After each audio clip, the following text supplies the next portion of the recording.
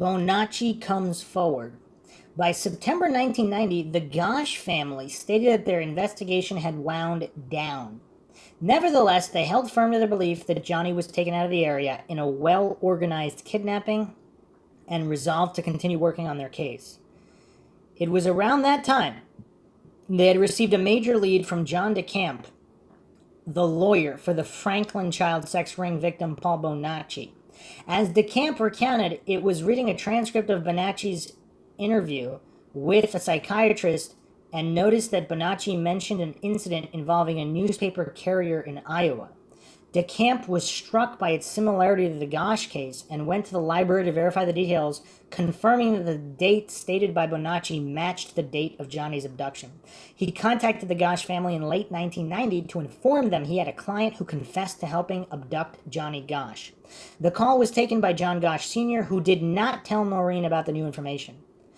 Though initially skeptical, Leonard Gosh ultimately did come down to the prison to meet Bonacci. DeCamp recalled that John came to Nebraska a couple weeks after their initial contact and walked into the Lincoln Correctional Center to meet with Bonacci. He asked Bonacci, "Do you know who I am?" And Bonacci responded, "You look like, it can't be the eyes, you look like Johnny Gosh." John came away from the meeting believing that Bonacci was sincere and telling the truth. Around the time John met with Bonacci in prison, he hired Omaha private detective Roy Stevens to check out Bonacci's story. Stevens spent hundreds of hours interviewing Bonacci and tracking down leads in Nebraska, Iowa, Minnesota, and Colorado that Bonacci provided. Bonacci described to Stevens how a man named Emilio, who made his living abducting and selling children, brought him to Des Moines to help abduct Johnny Gosh. Emilio was the driver of the blue car who stopped to ask Johnny for directions, and Bonacci was in the back of the car, given the task of holding Johnny down after he was shoved into the car. Two other people were also implicated by Bonacci in the kidnapping, one of whom who was a local contact in Des Moines. The night before, they stayed at a hotel in Des Moines. Going from a skeptic of Bonacci's to a believer in his account, Stevens insisted that Bonacci hasn't told me anything that hasn't been true. I wonder how much investigation was done. So at the hotel, did they give fake names? They weren't able to track these guys from the hotel? Or they paid cash, whatever? Noreen Gosh did not learn about Bonacci until March 91, although accounts differ on whether it was her husband or Roy Stevens who first informed her. The account in which her husband was the one to inform her contains what is likely a false explanation of why Noreen was not in the loop regarding Bonacci from the beginning, giving more credibility to the account in Noreen's book that it was Stevens who first called her about Bonacci's confession and visited Des Moines to show her tapes of Bonacci interviews. To test Bonacci's veracity, the Goshes gave Stevens a photo for Bonacci to identify of a Des Moines man whom they had already suspected of being involved in the abduction. Stevens only received a photo, not a name or any other identifying information. When Stevens placed it in a lineup of a dozen photos, Bonacci picked out the Des Moines man, said the man's name, and identified him as the local contact who came to the motel the night before with a photo of Johnny, informing the kidnappers that he was the kid they were going to take. As Noreen told the Des Moines Register, this contact in Des Moines had been under suspicion by the family for some time. The Des Moines man was not identified in news reports at the time, but the Goshes said that Bonacci provided good information on him and identified his photograph, and stated that PIs were gathering information on him almost daily. His first name of Sam would eventually be publicized, and in 2000, Noreen explicitly revealed that the man picked out of the lineup was Sam Soda. It can be seen above that even as far back as 1986, Soda was suspected by the Gosh family. At the end of June 1991, it was made public that Roy Stevens was investigating good information that had recently surfaced in Johnny's case. No specifics were revealed until a month later when news stories began to break about Bonacci's confession to helping abduct Johnny Gosh. In October 91, Bonacci gave his first detailed public account of the Johnny Gosh abduction. He claimed to have met the ringleader Emilio as a young boy living in Carter Lake, Iowa. The day before the abduction, Emilio took him from Omaha to a hotel in Des Moines where they met men named Sam and Tony. Bonacci described Sam as white, medium height, and heavy, and Tony as tall, blonde with a bad complexion. In the motel room the night before the abduction, Sam was showing Emilio photographs of various paperboys, telling him how much money he could make off of them. One photo, that of Johnny Gosch, was separated from the stack. Early the next morning, all of them went out to abduct Johnny. Bonacci rode in the back of the car driven by Emilio. At a certain point, the car stopped and a boy was shoved in. Following the orders of Emilio, Bonacci held the boy down and chloroformed him. All of the kidnappers drove off, with Johnny's body being transferred between the other two vehicles driven by Sam and Tony. They stopped in Council Bluffs, Iowa to get a drink, then brought Johnny to a farmhouse near Sioux City, owned by a man named Charlie. Johnny was scared and crying and asked Bonacci what was going to happen to him. For at least a week, Johnny was kept in a locked, windowless room at the farmhouse. Subsequently, Johnny ended up being held captive in Colorado, where Bonacci saw him again in March 1986. Paul Bonacci's account of meeting Johnny Gosch predated the visit from John Gosch Sr. In October 1990, while Bonacci was in prison, he had been since '89, CARICOR investigator Robert Hansel met with Alicia Owens' mother to discuss the contents of Bonacci's diary. One passage referred to an incident in September '82 in which Emilio took Bonacci to a farmhouse in Iowa where two boys were being held captive. The older of the two boys was named Johnny, came from Des Moines, was about 13 years old, had blue eyes, brown hair, and wore a Kim's Academy shirt with black athletic pants. All of these characteristics noted down in Bonacci's diary, including the clothing, match up with Johnny Gosch at the time of his abduction. Not only would Bonacci not have access to these diaries while in prison, but forensic analysis verified that Bonacci's diaries were written contemporaneously with the events they referred to. Robert Hansel confirmed that Johnny Gosch had surfaced in the Franklin investigation no later than July 1990, and from other kids besides Bonacci. Throughout the past decade, many had tried to deceive the Gosch family into thinking they had information on Johnny. Unlike these hoaxers, Bonacci not only knew multiple obscure, like tongue and leg scars, and undisclosed, a stutter when stressed and being taken by Noreen to her yoga classes, personal characteristics of Johnny Gosch, but possessed substantial information about the abduction logistics, which had never been revealed to the public. Photos taken of Johnny before the abduction. The Gosch's PI turned up a witness in the neighborhood who saw Johnny being photographed by a stranger a couple weeks before his kidnapping. This discovery was never publicized.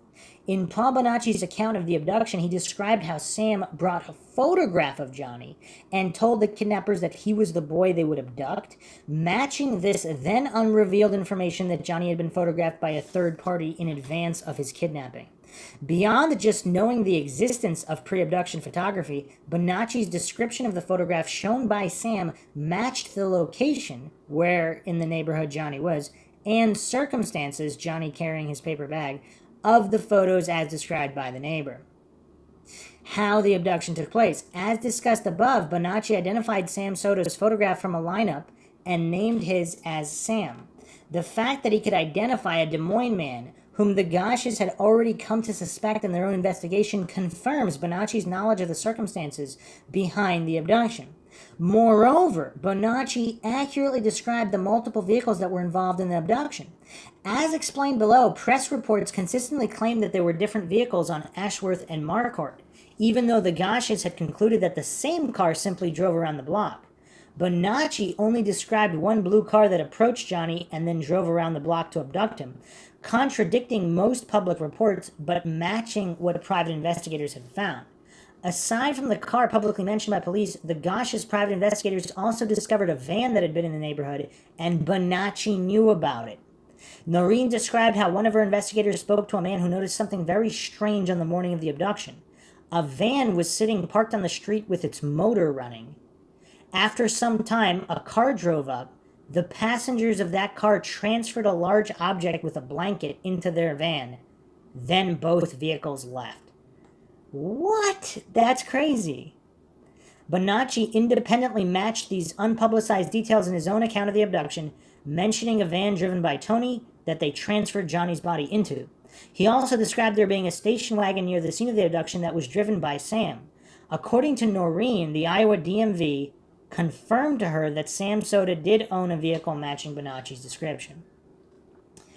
Wow. I mean, how many people's heads are spinning now? Because I know a lot of people just totally and outright dismiss Bonacci.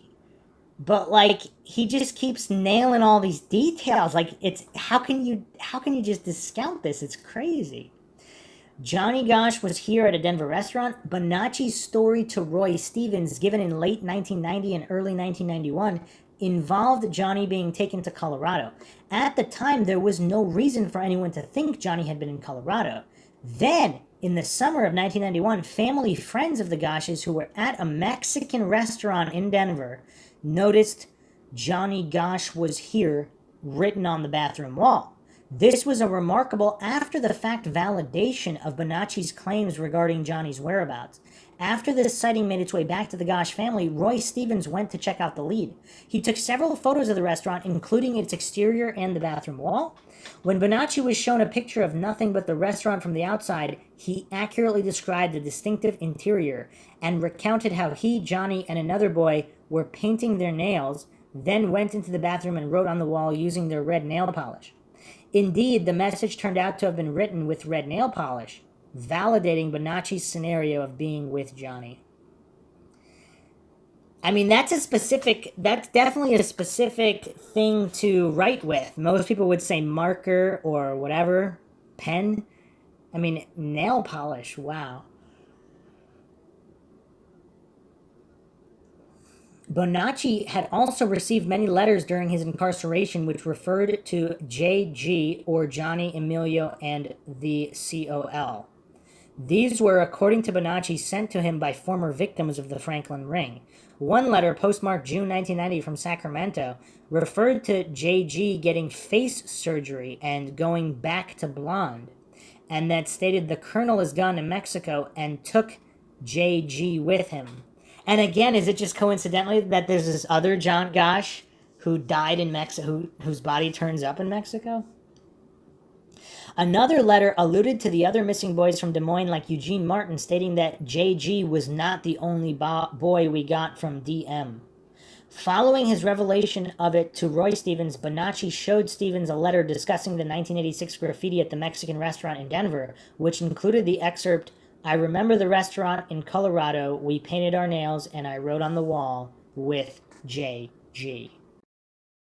All right, so we're going to go even further into MindShock land now here. I mean, you cannot make this stuff up. I mean, I don't know how people just discredit all of this, but the coincidence stacks are so high.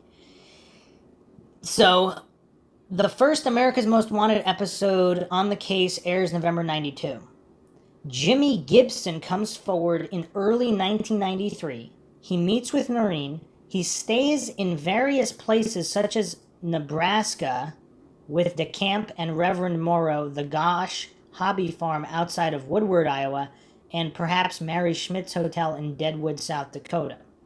Subsequent episodes of America's Most Wanted air, which interview Jimmy and visit the house in Colorado.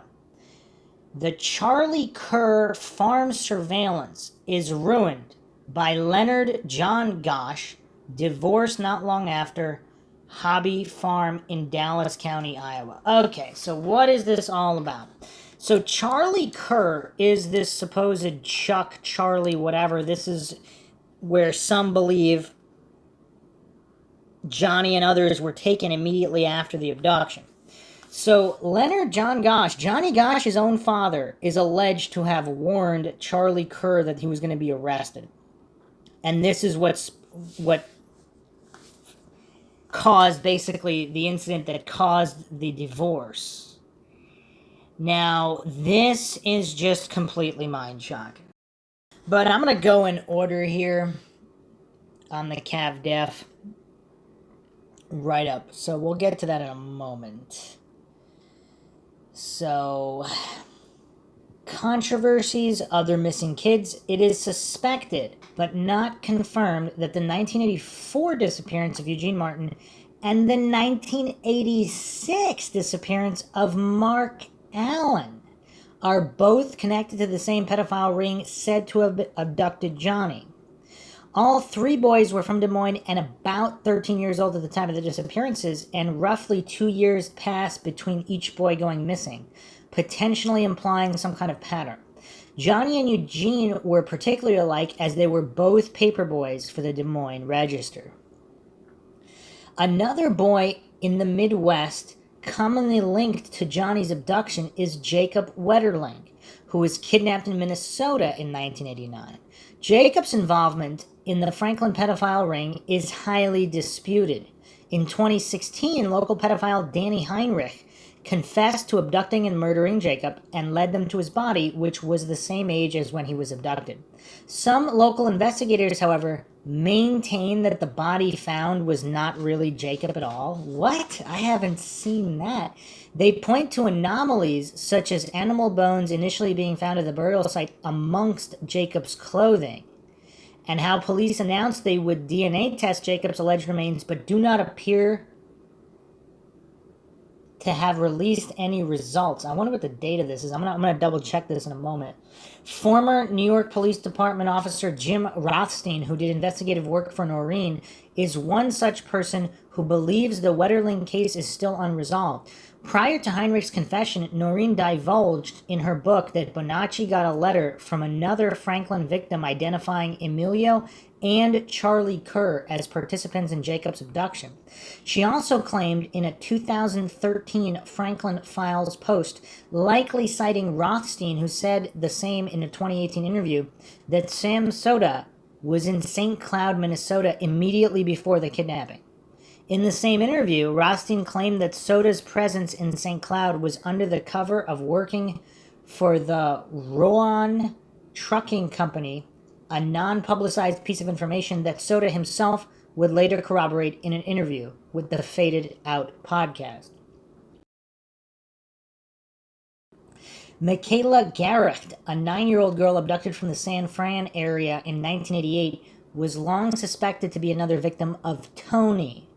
The description that Bonacci gave of Tony was remarkably similar to the description of Michaela's kidnapper, and when Roy Stevens showed Bonacci sketches from several child abductions that resembled his Tony description, Bonacci adamantly identified the sketch from Michaela's case. In December 2020, David Mish was arrested for Michaela's kidnapping and murder based on an alleged identification of a handprint on Michaela's scooter that the kidnapper had moved near his car to lure her over. That case is currently in progress, and it remains to be seen whether the evidence holds up in court, although Mish's involvement does not negate the pre-existing evidence of a larger plot behind her kidnapping. Back in 1989, U.S. Customs agents found indications that Michaela Garrecht and Amber Swartz Garcia, another Bay Area kidnapping victim from earlier in 1988, were trafficked by pedophile Richard Hellwig. 2 child victims of Hellwig in Mexico identified Michaela and Amber as having been with Hellwig, and the mother of those victims said, but later recanted, that Hellwig gave her earrings identical to the ones worn by Michaela. Hellwig had been busted across the border near San Diego with child pornography information on ages of consent in various countries, copies of the NAMBLA bulletin, and other pedophilia-related items. His San Francisco address was the same as the address for the NAMBLA chapter in that city. NAMBLA itself has been linked to the Franklin pedophile ring, with Alicia Owens' lawyer reportedly finding evidence of a $5 million account for NAMBLA at the Franklin Credit Union. Okay, wow. That's a lot to unpack there. An interesting point here on Mark Allen, which is also suspicious. This is a post on charlieross.wordpress.com, November 27, 2010. A lot of people know that 2 boys named Johnny Gosch, age 12, and Eugene Martin, age 13, disappeared from Des Moines, Iowa in the 80s and were never found. But there was a 3rd boy, 13-year-old Mark James Warren Allen, who also vanished mysteriously from Des Moines during that time period. and for whatever reason, he never gets any media attention. The police refused to investigate for 2 days. You'd think that from the previous 2 disappearances, they would have learned that time is of the essence, but no.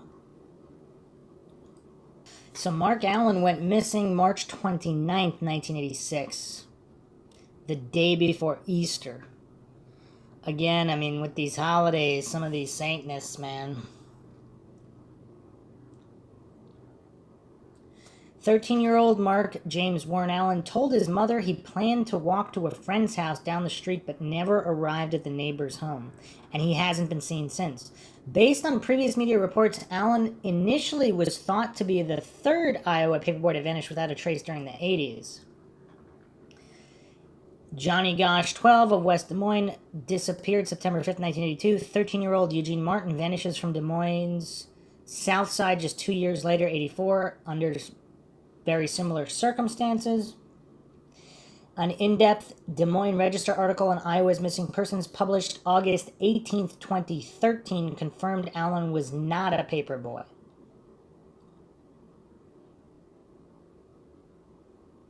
Teen was handful, shifted back and forth. Mark's mother, Nancy Allen, admitted her son had been a handful. The teen had been shifted back and forth between her Iowa residence and his father's Minnesota home most of his young life, and he'd often get into trouble. But in late November 2010, a week normally filled with family get-togethers, shopping, and holiday activities, Nancy took time to speak with WHO TV Channel 13's Aaron Brillbeck about what it's like waiting so many years for answers and wondering about the fate of a young son who never quite seemed to fit in. It was hard because he had been living with his dad for a while, then came back and lived with me, Nancy said. November 25th, 2010. His younger brother and older sister were real close, and he wanted to be in there in tight. They never got a chance for that to happen. The night before Easter 86, the teen left his Southwest Emma Avenue home to hang out with friends and perhaps take in a movie just as his siblings prepared for a pizza dinner. He walked out the door and the kids were getting ready to have pizza, and I'll never forget it as long as I live. Allen told Brillbeck, the last thing he said to me as he walked out the door was, "Save me some pizza, Mom. I'll be hungry when I get home." Nancy watched her son walk down the sidewalk past the bushes, and then he was gone. He waved when he got to the bushes, and I waved at him, and that was that, and I never saw him again, his mother said. The next morning, when Nancy realized Mark hadn't come home the night before, she knew immediately something wasn't right, but hoped against hope he'd prove her wrong. It was Easter Sunday, so I thought maybe he went to Grandma's, knowing Grandma would have an Easter basket there for each of the kids. So I asked my mom, but he wasn't there, she said. I had phone numbers for his friends, called all of them. No one had seen him. Allen said she called police, but they told her they couldn't do anything for 48 hours. Days turned into months. Police checked in Minnesota, where Mark's father lived, and in Connecticut, where the boy's paternal grandmother lived. Nothing. Allen told Brillbeck she didn't know whether her son's disappearance was linked to the disappearances of Johnny Gosch and Eugene Martin, but said police seemed reluctant to help her because of the other missing teens. Wait, what? Because other missing people are because there's other missing people, they're not going to help her? What the heck is this? I just feel like at this time they were just afraid of what would happen with the Eugene Martin and Gosch thing. I got the distinct feeling that they did not want parents to be frightened to let their children sell newspapers or do different things, she said. What? So they intentionally downplayed his case in the media, which seemed to have worked because the Mark Allen case is the least publicized. I mean, in most of these write-ups I'm reading on Gosch, they only mention Eugene Martin as the other missing. I mean, maybe because he was also a paper boy, but still, I mean, this is still relevant if there's a 2-year pattern here. The Des Moines Police Department Sergeant Jeff Edwards disagrees. I know detectives followed up on leads that did not pan out, Edwards told Brillbeck in a separate interview, aired Thanksgiving Day 2010. They were not able to locate him. He's still listed as a missing person. No kidding. Mark's mother said she doesn't know whether her son is dead or alive, but after 25 years, she'd like to know for sure, so she and her son can find peace. There are times when the news says they've found a body and they're not sure how old it is, but they're pretty sure it's male, said Nancy. And in one instant, you hold your breath and bite your fingernails and hope that it's not your child. And in other ways, you wish they would come out and say that it is your child, so you can finally bury them and go to rest. Mark Allen was last seen wearing a light blue t-shirt, blue jean shorts, white socks, gray tennis shoes with Velcro tabs. He has a small scar on the top of his head, and his first name might be spelled Mark with a K by some agencies involving missing children and persons. To date, there is no definitive evidence connecting Mark Allen's case to that of Johnny Gosch or Eugene Martin. So apparently a DNA sample was only submitted. Oh, a DNA sample was submitted. Okay.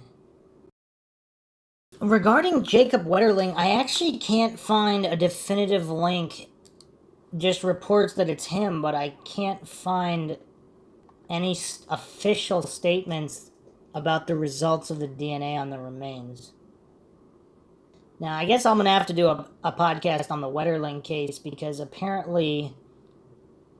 Actually, there's CBS News stated in September 3rd, 2016 that a forensic odontologist identified the remains as Wetterling's. So this is dental or from his teeth? I mean, again, if this was some kind of cover-up, obviously they could have done that. It would be nice to have multiple independent verifications here and DNA on the bone fragments, not just the teeth. Because supposedly they were testing the remains, so I don't know. This is really bizarre.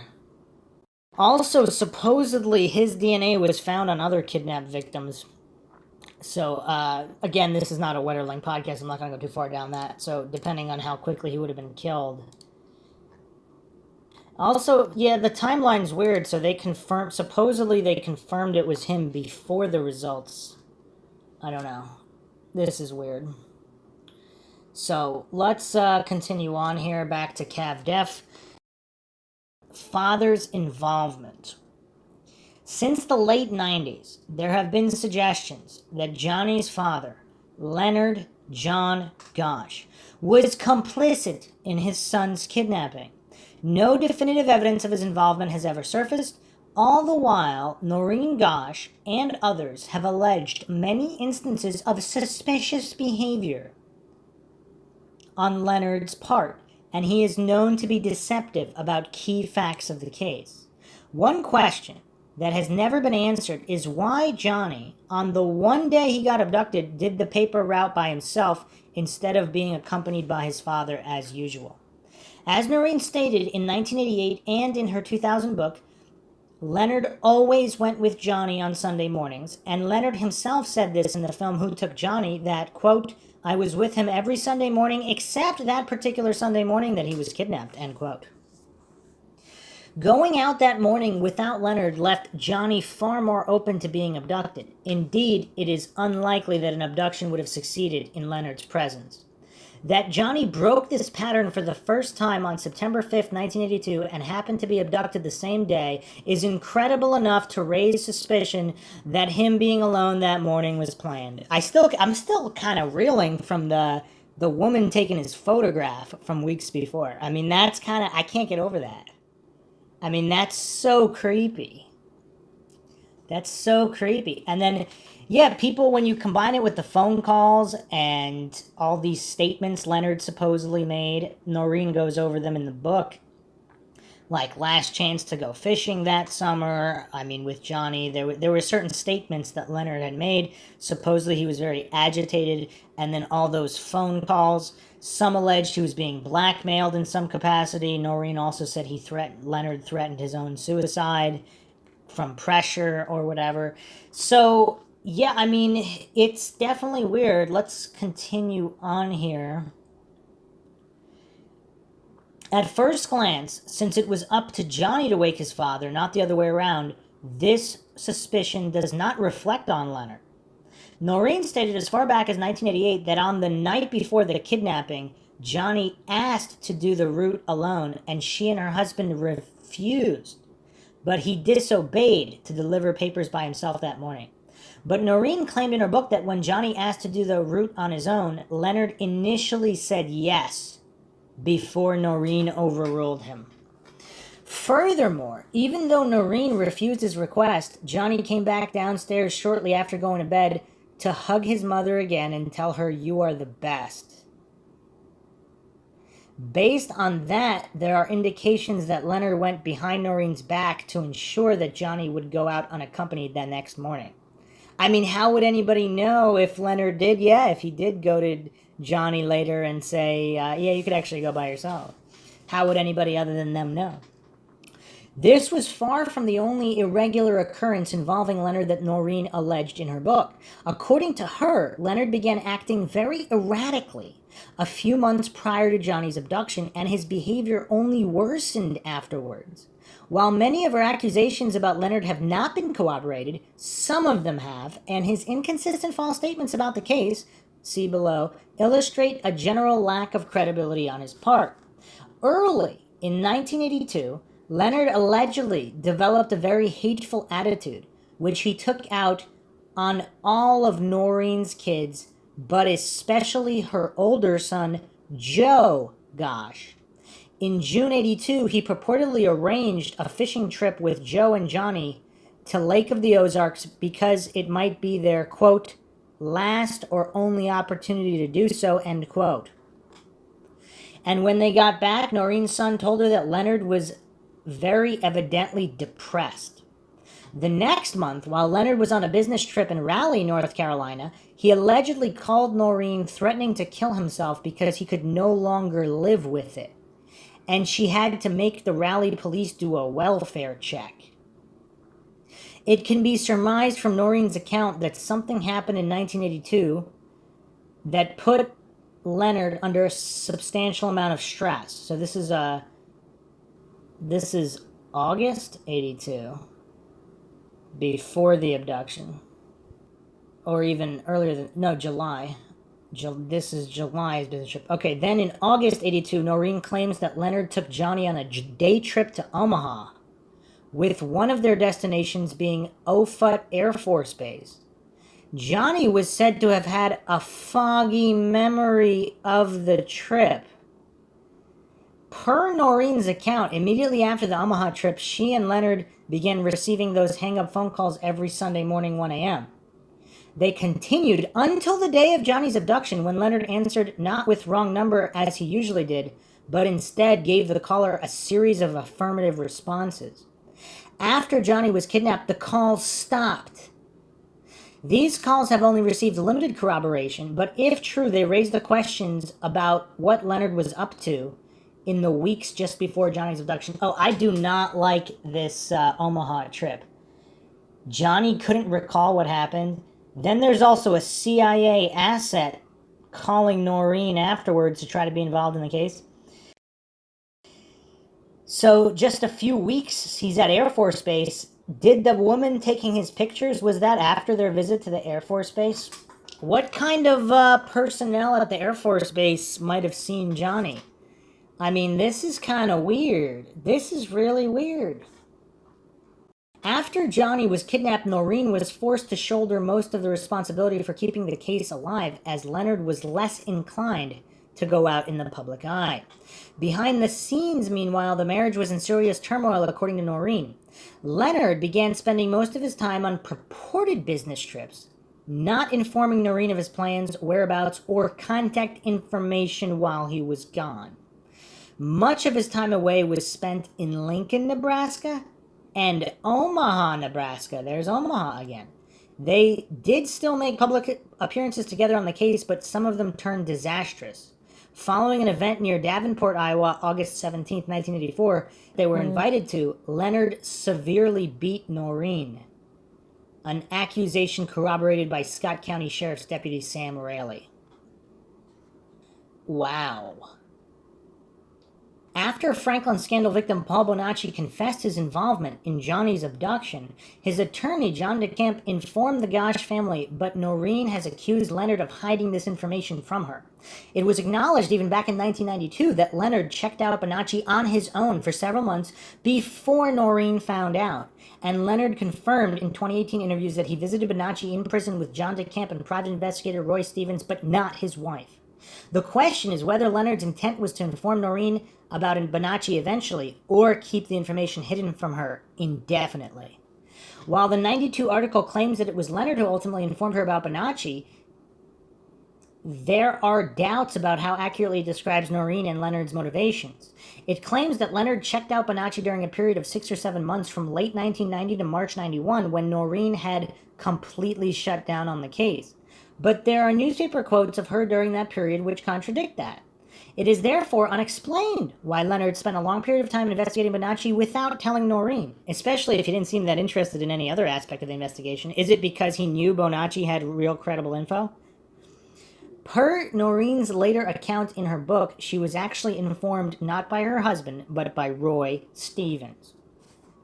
In 1999 court testimony and her book, Noreen claimed that Leonard in fact went to great lengths to hide Bonacci from her, visiting key people from the Franklin investigation with a woman other than Noreen, who he introduced as his wife. Okay, all right. We're kind of going past the point of no return with Leonard here. I mean, this is not looking good.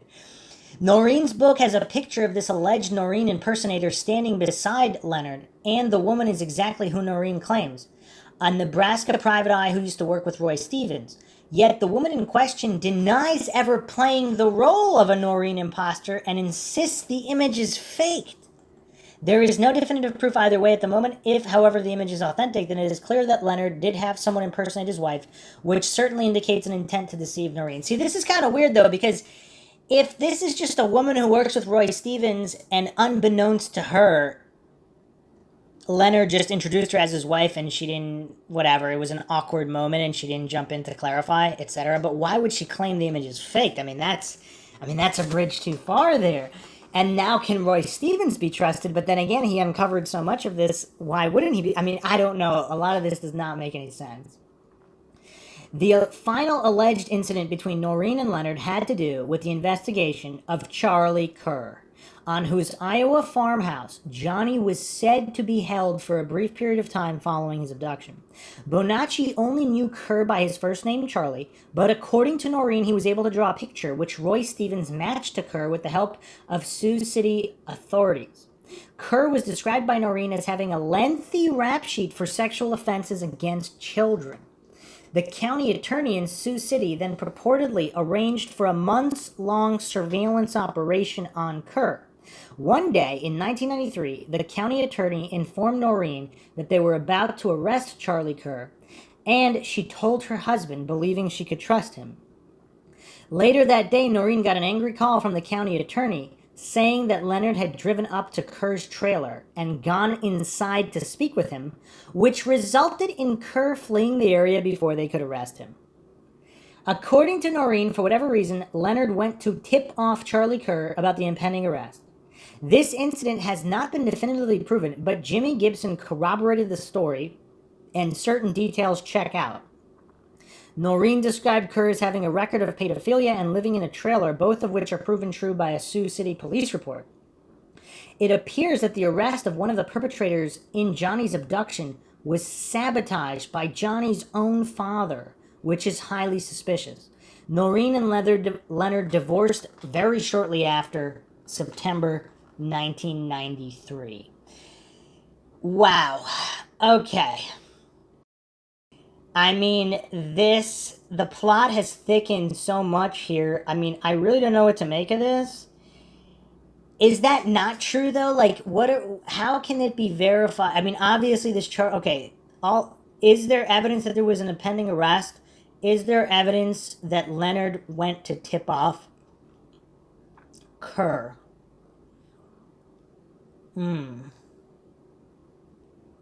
mean, there's definitely, the father is just highly suspect, given all of these other issues here. I mean, this is just highly suspect. I mean, and how heartbreaking that, again, this is MINDSHOCK. I'm not alleging anything is true or untrue. But if this theory is true, again, I'm not stating it is, but if it is, how heartbreaking is that for Johnny? Set up by his own father to get kid. I mean, this is, and again, something's not right. I'm going home. I mean, his statement from the other witness, I mean, that's just creepy on so many levels. That, like, there are these weird people driving around talking to him, and he's just going home. I mean, it's just, yeah, this is one rough case. Following the divorce between him and Noreen, Leonard disappeared from public view, aside from a statement to the Des Moines Register in 1999 denouncing Noreen's claim that Johnny had visited her. And also for Noreen, how does your heart not break for Noreen? She has to go through all this, and also the possibility that your own husband, the father of your missing son, might have been responsible and involved. He then reemerged on 2011 to give his own side of the story, vanished with Beth Holloway in 2011 to the company Rumor behind Who Took Johnny in 2012, and most recently to Sarah DeMeo, who ran the Faded Out podcast in 2018. Leonard insisted that Noreen and Paul Bonacci's versions of events was untrue. However, numerous statements that he made were at odds with the established record and even his own prior statements. Flip-flop on Paul Bonacci. Leonard told Sarah that he knew Paul Bonacci was lying from the very first meeting.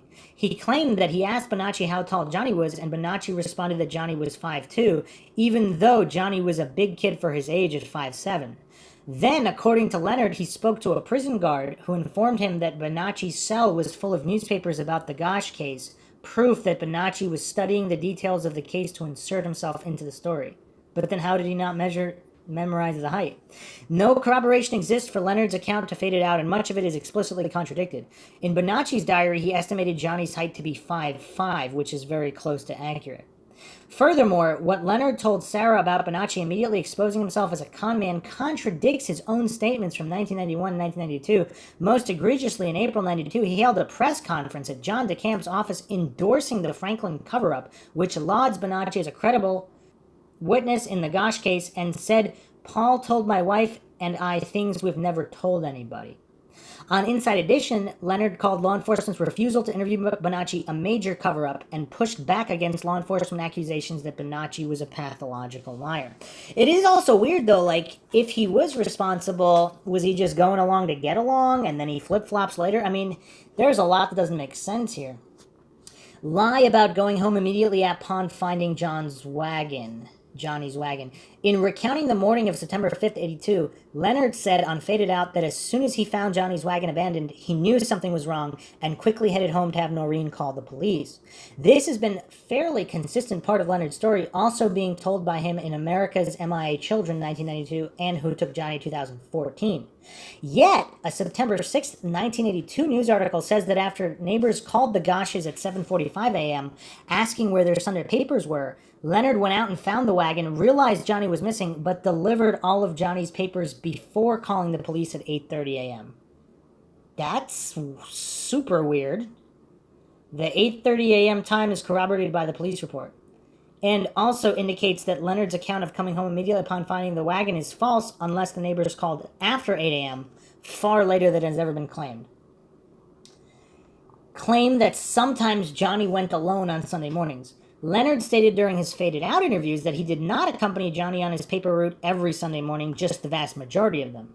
As detailed above, both Noreen, as far back as 1988, before any conceivable motive to make Leonard look bad after the divorce, and Leonard himself contradict that, stating that Leonard always accompanied Johnny except on the day Johnny was abducted. Disavowing the proofs of life for Johnny.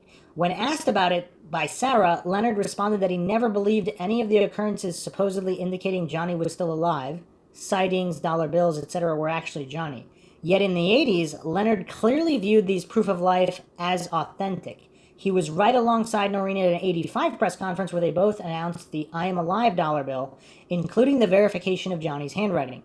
At the press conference, Leonard called the dollar bill a source of additional hope that Johnny was alive. In the 84 documentary, Kidnapped by a Stranger, when asked about the evidence that Johnny was still alive, Leonard cited phone calls made to Noreen, as well as the Oklahoma sighting, which he explained in great detail. The origin of the Emilio sketch and name. Leonard made two strange claims about the kidnapper more commonly known as Emilio. The widely distributed sketch came not from the Gosches but from the police. And the name Emilio originated not from Paul Bonacci but from the Gosches' private investigator Dennis Whalen. An old Des Moines Register article shows that the Gosch family held a press conference in November 1982 where they unveiled two sketches of the kidnapper they had commissioned, which are the same sketches still in use today. Police insisted that their sketch was similar to the Gosches, but the police sketch was not released. Why would it not be released? Leonard was also even quoted in the article as criticizing the sketch made to police, claiming that the witnesses considered it very inaccurate. As for the origin of the name Emilio, no evidence exists that anyone used the name prior to Bonacci, and Leonard did not explain how Bonacci would have come across a name used by their private investigator. If Whalen and Bonacci did use the same name, it was almost certainly independently, which only strengthens Bonacci's credibility. Curiously, Bonacci described Emilio as selling children at auctions, and Whalen was known to have attended one such child auction while searching for Johnny. The Sam Soda rehabilitation. Despite Sam Soda having been a person of interest for the Gosches since very early on in the investigation, all that Leonard recounted about Sam on Faded Out was that he did some investigative work on the case and had mafia connections. Well, with a name like that. It cannot be credibly asserted that Leonard was unaware of Sam being a prime suspect in the abduction, because he co-authored an opinion piece with Noreen which called the local man in Des Moines named Sam a longtime suspect who Paul Bonacci had accurately identified. This attempted rehabilitation of Sam Soda's image is part of a larger issue.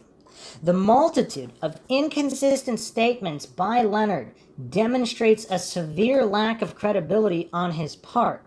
Leonard's motives for repeatedly misrepresenting the facts of the case are unknown. The apparent intention, however, is to rewrite history in a very self-serving manner. All of Leonard's inconsistencies revise the facts of the case in a particular direction, erasing details that might portray him in a suspicious light, i.e. Johnny having never done the route before, him delaying the call to police, attacking claims by Noreen, the proofs of life, Sam Soda's guilt, and attacking evidence of the Franklin connection, Paul Bonacci accurately describing Johnny Emilio origin. As for why denying a link to Franklin might be self-serving for Leonard, that gets to the darkest allegations that have been levied against him. After they both testified at Bonacci's 1999 civil damages hearing, Noreen showed Larry King's photographer, Rusty Nelson, a photo of Leonard to see if he could identify it. The photo itself had no other information attached to it. Nelson responded that he had seen the man before in Larry King's office at the Franklin Credit Union. He also recognized the man as having been at the Max, a gay bar in Omaha that King would frequent to find child prostitutes, where he originally recruited Nelson. Rusty Nelson's identification of Leonard implicated Johnny Gosch's father as a likely participant in the Franklin pedophile network. Wow. I mean, this just gets more and more mind-shocking. I was not prepared for this level of mind shock. Noreen claimed to receive additional confirmation of Leonard's involvement in the Franklin milieu from a West Des Moines co-worker of hers. This co-worker was a young man who had grown up in Omaha. According to Noreen, he kept looking at her while on the job, and when she went to the stockroom, he followed her inside, asking to speak with her. Noreen's co-worker recounted how, as a teenager, he used to go to the Omaha club called The Mark. While at The Mark, Larry King attempted to recruit him for child pornography and prostitution, and Leonard was also seen there multiple times. The club allegedly was well known as a place where pedophiles could pick up young boys and young girls. More claims linking Leonard to Franklin soon came out directly from Omaha child abuse victims. In 2008, a parent Franklin victim, David Schurter, released a walking tour of the old market area in Omaha. One of the locations he pointed out, a favorite hangout in his words, was Star's Restaurant, below Godfather's Pizza, where he had worked as a waiter. Schurter expressed a tentative belief that he had seen Leonard eating at Star's Restaurant. Star's was a gay bar in Omaha, just as the Max was. In a 2009 chat on the Franklin Files website, Paul Bonacci said that when he first met Leonard while in prison, he knew he had seen Leonard before, most likely at Offutt Air Force Base during the early 80s. What? That observation might lend context to Noreen's allegation that Leonard took Johnny to Offutt Air Force Base at the beginning of August 82. What is going on at that Air Force Base? And why was Paul Bonacci there? And can anybody verify that Leonard took Johnny there? LA pedophile ring victim Darren Reimer told his own disturbing story that paralleled the Omaha allegations about Leonard. In 74, at the age of 10, Darren ended up getting drawn into a well-connected pedophile group involving child prostitution and the production of child pornography. He was one of many children forced to act in pornographic films and photo shoots and sexually service men who appeared to be quite wealthy. The network's apparent ringleader was Guy Strait, Strait, a Hollywood resident who jumped bail after his 1973 arrest for selling child pornography with DOM Lyric and did not resurface publicly until 1976. Strait admitted to knowing other pedophile ring operators in the 70s like John Norman. Locations all around Inglewood, California and Santa Monica, California were sites for this abuse, and one location in particular was a nightclub called the Green Horse, allegedly a location where men would go to pick up children for sex. Darren was adamant that Leonard John Gosch was one of the men who he saw at that nightclub. He claimed that upon seeing a photo of Leonard for the first time, he had a flashback to his own experience back in 1974 at the Green Horse. So where was Leonard living in 1974? I mean, where? Though he first experienced this around 2008 when he began studying Franklin, he still experiences these flashbacks when shown a photo of Leonard in 2018. Noreen had allegedly confirmed to Darren that Leonard, whose job involved taking business trips across the country, did in fact visit Los Angeles.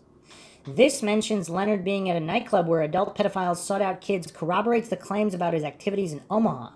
Because Darren's experience was in Los Angeles in 1974, his story implies that Leonard was involved in a nationwide pedophile group for a substantial amount of time before Johnny's abduction.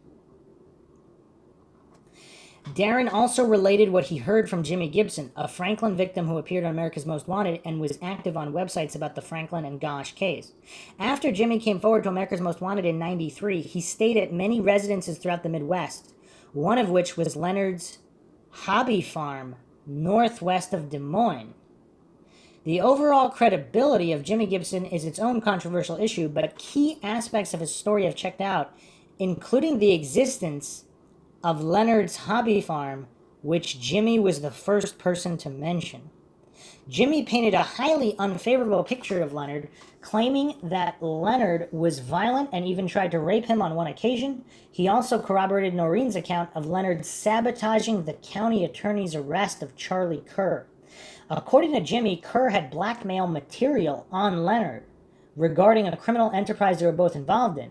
Kerr had gotten wind that he was about to be arrested and threatened Leonard that he would implicate him too if he got busted.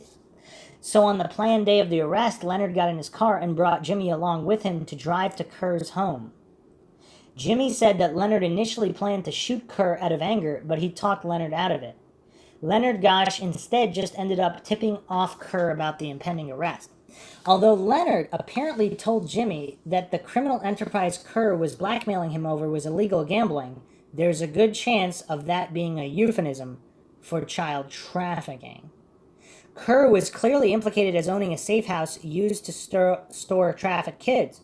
Furthermore, Leonard was most likely only able to tip off Kerr because Noreen told him of the impending arrest, and she in turn must have heard about it from the county attorney, who would not have informed her unless their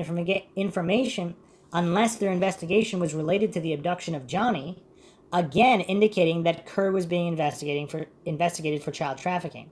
Jimmy's story then indicates that Kerr and Leonard were both acquainted through a pedophile ring, and Kerr was able to blackmail Leonard with evidence of his involvement. Back in 2004, when he was posting under the name CPP Web, Jimmy claimed that, just like Noreen alleged in her book, the Gosch home did receive a phone call in the early morning hours of September 5th, 82, and it came from the Sioux City area. Given how Charlie Kerr is the Gosch's case main link to Sioux City, and the alleged association between him and Leonard, if Jimmy was telling the truth about the phone call, Kerr is very likely to have been the caller. And for Kerr, one of the kidnappers, to be calling Leonard just before Johnny's abduction would imply that Kerr was making arrangements with Johnny's father regarding the kidnapping. Noreen has in fact claimed that Bonacci testified in court that the kidnappers had prior arrangements with Johnny's father to ensure that Johnny would be alone that morning. This does not show up in the publicly released court transcripts, but Noreen's delivery has enough authenticity, even asking her interviewer at one point, "Were you surprised when you heard that in court?" to raise the question of whether the transcripts accurately reflect the entirety of the 1999 hearing. The allegation that Kerr had blackmail material on Leonard might also, if Kerr was the one making arrangements with Leonard, explain Noreen's account of Leonard's very odd behavior in 1982 leading up to Johnny's abduction. He allegedly exhibited tremendous stress and even suicidal tendencies, consistent with the possibility that he was being blackmailed to facilitate the kidnapping of his own son. Being a longtime member of a pedophile ring, as numerous victims and witnesses claim, would easily provide such blackmail material. It is noteworthy that the array of witnesses implicating Leonard, Rusty Nelson, Noreen Gosch, Paul Bonacci, Dave Schurter, Jimmy Gibson, Darren Reimer, have their own rivalries and would not be inclined to conspire together in a hoax implicating Johnny's father. The fact that multiple people otherwise opposed to each other have made overlapping allegations about John Gosch Sr. strengthens those allegations. Obviously, however, they have not been proven definitively. Leonard's 1999 challenge to Doreen's account of Johnny visiting might have been unintentionally revealing. He insisted that if Johnny came back to West Des Moines to visit his parents, Johnny would have visited his childhood home, which Leonard was still living in at the time. Yet Leonard did not receive a visit from Johnny. For Johnny to forego visiting his old home but make an effort to track down Noreen at her new address would be bizarre, except for the possibility Leonard did not address. Johnny was specifically avoiding his father. If the visit from Johnny was real, then by Leonard's own logic, Johnny had some reason not to want to see his father. This is consistent with allegations that Leonard was involved in Franklin, something that Johnny could have easily learned by virtue of being in the same pedophile ring.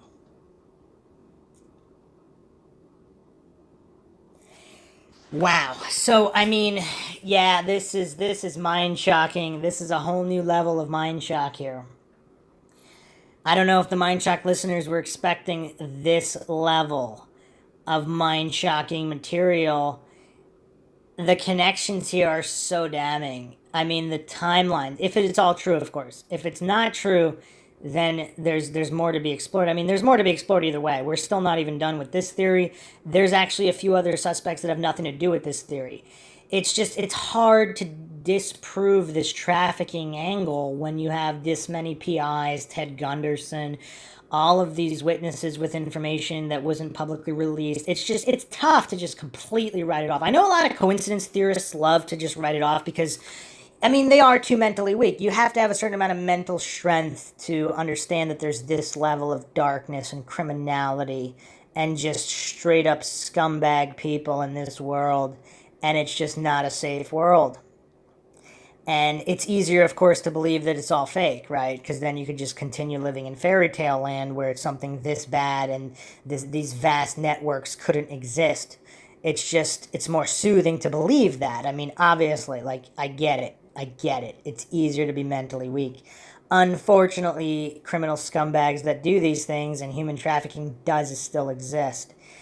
Unfortunately. So if you're out for the truth, you have to examine all these theories. So yeah, this is obviously going to be the beginning of a series. We have so much more to go over. So I'll be continuing this in episode 2. Plenty more evidence to go over. Hope you guys found another edition of MindShock interesting and informative. If you want to help support the MindShock podcast, help us get more mind-shocking content out there, keep up awareness in missing persons cases, cold cases of all kinds, and wrongful convictions, you can donate to our PayPal. Just check the link in the description. Make sure you subscribe to the channel, hit that bell for notification. You can also become a YouTube member right here on YouTube. Support the channel that way. Get access to exclusive streams and chats. Like and share the podcast, Twitter, Facebook, Reddit, Patreon. Patrons do get priority for case topic, logical analysis, co-podcaster requests. Questions, comments, theories, thoughts, suggestions, rebuttals, debunkings of any kind, leave them in the comment section. This is Bruce McGuire signing off. Catch you guys next time.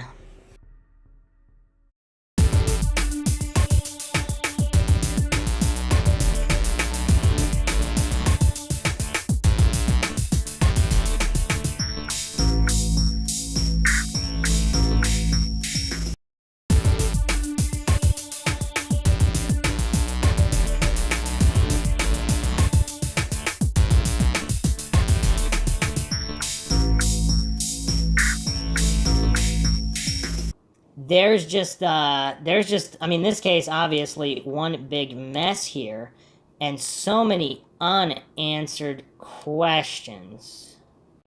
So let's go to Web Sleuths for some posts here from 2019.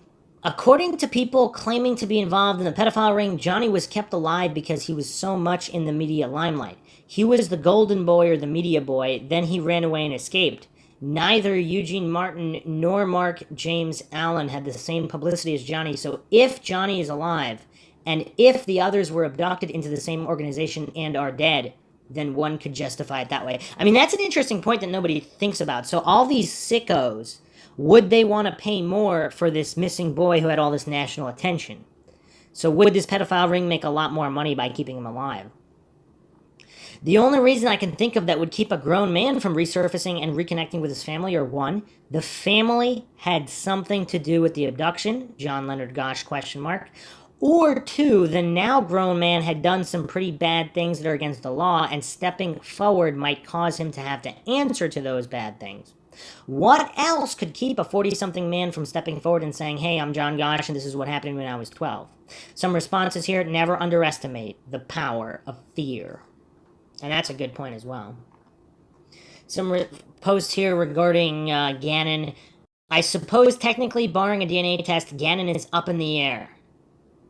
But I really don't think he is Johnny. Isn't there proof that Gannon was alive and well, last name Guckert, before Johnny was even abducted, school record, and whatnot? And again, if there were a few photos produced, or like one article, I mean, if this is a vast government conspiracy, that's the weird thing about coincidence theorists. I mean, if there is a vast, far-reaching government conspiracy involving, like, possibly billions of dollars, or if not, at least millions, how would they not be able to produce a couple of fake records? But coincidence theorists, they see those records and say, oh, well, that's that settles that, because records can't be faked. It's just really weird, the Dunning-Kruger stylings of coincidence theorists. Now, again, I'm not saying that that's what happened. I'm just saying, if there is a vast conspiracy and there was an attempt to cover it up, I mean, it clearly wouldn't be that difficult to fabricate some records and possibly pay off a couple people at schools or whatever. Another post here: we also have to remember that Johnny would be a very damaged human being and may not be ready to face the outside world. And again, or if this MK Ultra is so advanced, again, even if he's not Gannon, if he's somebody else, if he doesn't even know he's Johnny Gosh, he would never be able to come forward. Another response here: I don't think Gannon is Johnny Gosh either, but his background is very strange. I cannot let this one go as being possible. I am normally really dismissive of conspiracy theories. Everything about the idea Gannon is Gosh seems ridiculous on the surface, but I don't think Gannon has ever produced anything to indicate evidence of a life before he was Guckert. I believe he indicated at one point that he would introduce parents or family members to the media, but that never happened. He also said he would take a DNA test, and never did. Look, if he is Johnny Gosh and had his reasons for not wanting to come forward, I don't think anyone should pressure him to. But this theory that seems so crazy, yet given the details of the case is plausible, is out there. And I can conceive of reasons he might not want to take a DNA test or bring family members into this, but no one in the media ever found a family member. And if you wanted to test someone's DNA, it's not illegal to use their trash or any discarded refuse of theirs to do so. I can't believe Noreen Gosh wouldn't have tried this already. Unless she did. Unless she has nothing with Johnny's DNA on it to compare it to, in which, I mean, I'm sure they have his DNA. I can't believe Noreen wouldn't have tried this already. Okay. In which case, why haven't they given it the police given it a try? DNA obtained in the April Tinsley case was obtained without a warrant, simply by intercepting the 2 remaining suspects' trash. I know it's a crazy theory, but everything about this case is crazy. Part of me wants to know what happened to Johnny Gosh, really wants someone to do a DNA test. That part of me doesn't want to see someone thrust into the spotlight unwillingly if they are Gosh. Knows it should be left alone. For me, it will always be something that hangs over this case, and I think it's possibly true. Yeah, I mean, this is crazy. So let's continue down this rabbit hole, and we will be touching upon Hunter S. Thompson. This is a post from ImaginativeWorlds.com, Enter the Realm of Unknown forums, and I don't believe this is up anymore, but back in 2005, an interesting post here, March 28, 2005, by Gormworm. Friday, February 25th, 2005, Jeff Gannon, Johnny Gosh, Hunter Thompson, and Bohemian Grove snuff porn. I've been watching this story percolate since this weekend, and with Thursday's return of Jeff Gannon to the blogosphere with a column entitled Fear and Loathing in the Press Room, really brings it all full circle. Several questions are begged here. As the Jeff Gannon story progressed and turned into a Bush White House homosexual prostitution scandal, internet investigators started asking if there could be a connection to the previous Bush White House homosexual prostitution scandal. If you recall, the stories of 15-year-old callboys wandering through the White House in the middle of the night was linked to the Franklin cover-up case exposed by Nebraska State Senator John DeCamp. In that case, a Republican operative named Larry King was involved with procuring boys and girls from Boys Town in Nebraska and elsewhere and entrapping them in a child sex slave and espionage ring. King, with an annual salary of under $20,000, was throwing sex parties for the powerful in a $5,000 a month condo in Washington, D.C., apparently taping the proceedings for blackmail purposes. And again, in 2005, to coincidence theorists and authority-worshipping cultists, they probably were like, oh, this is complete nonsense. But in the post-Epstein era, a lot of these coincidence theorist goofs, I mean, even are they still pretending and hallucinating that there's no corruption of this kind? I mean, it's just weird. One of the victims of this ring was one Paul Bonacci, who testified in court proceedings that he helped kidnap Johnny Gosh into the ring in 1982. It was apparently 2:29 a.m. Sunday, February 20th, when the question was first asked, is Jeff Gannon really Johnny Gosh? By the end of the day, Hunter S. Thompson was reported dead. Must have been another coincidence, though. I mean, how could it not be a coincidence, right? So let's go to total411.info. I don't think this is up anymore either, but February 2005. Total information analysis. Friday, February 25th, 2005. Jeff Gannon, Johnny Gosh, Hunter Thompson, and Bohemian Grove snuff porn. And this is where it gets really interesting. Bonacci also testified that he was forced in July 1984 to participate in a homosexual, pedophilic, necrophilic orgy at what has since been identified as Bohemian Grove, all of which was filmed. And according to Bonacci, the man in charge of the filming was someone picked up in Las Vegas on the plane headed to the Grove, a man who Bonacci was told was one Hunter Thompson. No doubt most people who came across this information in the past were familiar with Thompson's work, dismissed the idea that the man behind the camera could have been the famous writer. After all, this was a man who had been fighting the likes of Nixon and Bush his entire career. But could Thompson have been brought to the Grove by someone who presented it as an opportunity to investigate what the power elite was up to behind closed doors? Could Thompson have quickly found himself in over his head, compromised by virtue of his very presence at this horrific crime by the men he thought he was investigating undercover? Wow, what a theory that is. Or perhaps compromised some other way. Perhaps, for instance, he was surreptitiously filmed with an adult female prostitute who was then murdered, but I digress. But back for now to the Who is Jeff Gannon question. James D. Guckert seems to have appeared out of nowhere around 1999 setting up male escort websites. In profiles on these sites from around 2001, Jeff said he was 31 years old, closer to Johnny Gosch's age than James Guckert's. Guckert Gannon claims to be 47 today. In 2005, at the time of this article. So he changed his age. Okay, well, that's weird. Jeff Gannon, aka James Guckert, also was attending alumni events at the TKE fraternity of Westchester College in Pennsylvania. Local media called the college and confirmed that a James Guckert graduated from Westchester in 1980. But apparently no one has checked yearbooks and such to confirm if the same man seems to be depicted. Okay, and Guckert, I would argue Guckert is a more popular name than Gannon, because I've known a couple Guckerts in passing. I've seen that name quite more often than Gannon. Could James Guckert be just another false identity? Another Democratic underground investigator found 1986 and 1987 pictures of Jeff Guckert, not a James Guckert, but a Jeff Guckert, from Fairview High School, in that same Pennsylvania-Delaware border area that James D. Guckert, aka Jeff Gannon, claimed residence on his escort and porn website and was cited for $20,000 in back taxes. Jeff Guckert would have been about the same age as Johnny Gosch when he was playing high school golf. Interesting. Very, very interesting. Did Gosch go on to assume the identity of James Guckert, a man 10 years older than himself, sometime in the 90s?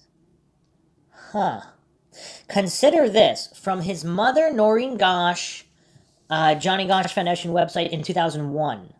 Johnny was subjected to severe trauma and torture of a satanic and sexual nature in order to intentionally destroy the conscious personality, brainwashing.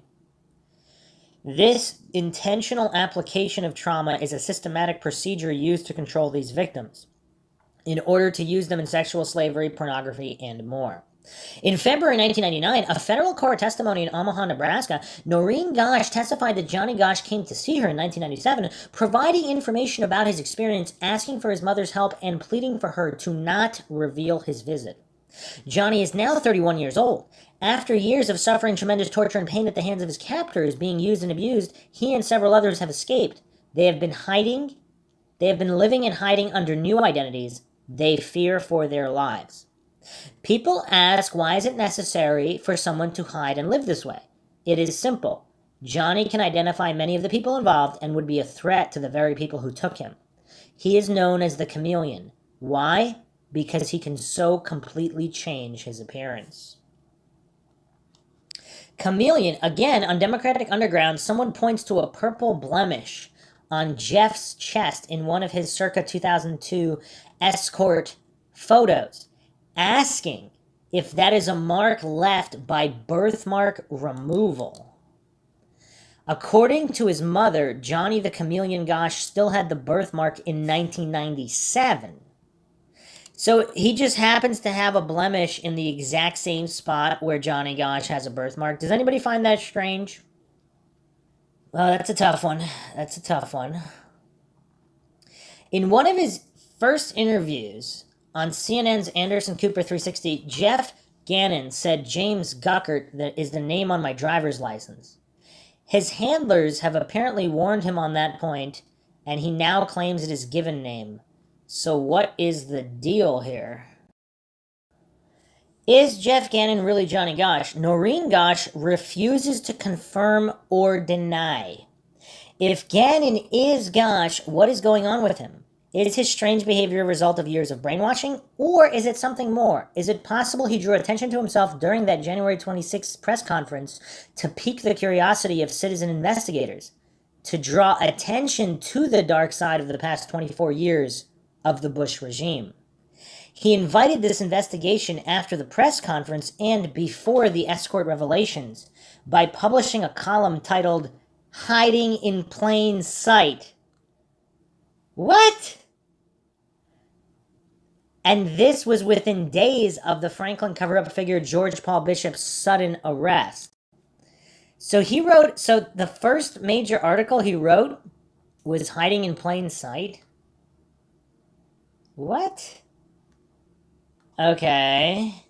And did that investigation have anything to do with the death of Hunter Thompson? Sherman Skolnick and Tom Hennigan at Cloak and Dagger Internet Radio say Thompson was working on a book about high-level sex rings, though they haven't offered a source. But that claim aside, we still have the timing of Thompson's reported death coinciding with these investigations. Did Thompson kill himself out of shame for his part at what happened at the Grove? Was he murdered to shut him up? Or did he fake his death to go underground while all this was breaking? Is there anything to all these questions? Jeff Gannon hints at a yes by putting up a new website headlined by a piece titled after Thompson's most famous works. It's all in plain sight. I'll bet through the looking glass. Huh. Comments here are that the birthmark, that blemish that could be birthmark removal, it could also just be some kind of makeup. All right, let's go down this rabbit hole. I mean, this is some dark stuff. This is really, really dark. We're going to go to unicorn144.wordpress.com. And this is November 30th, 2016, the paperboy Johnny Gosch and the Hunter S. Thompson snuff film at Bohemian Grove.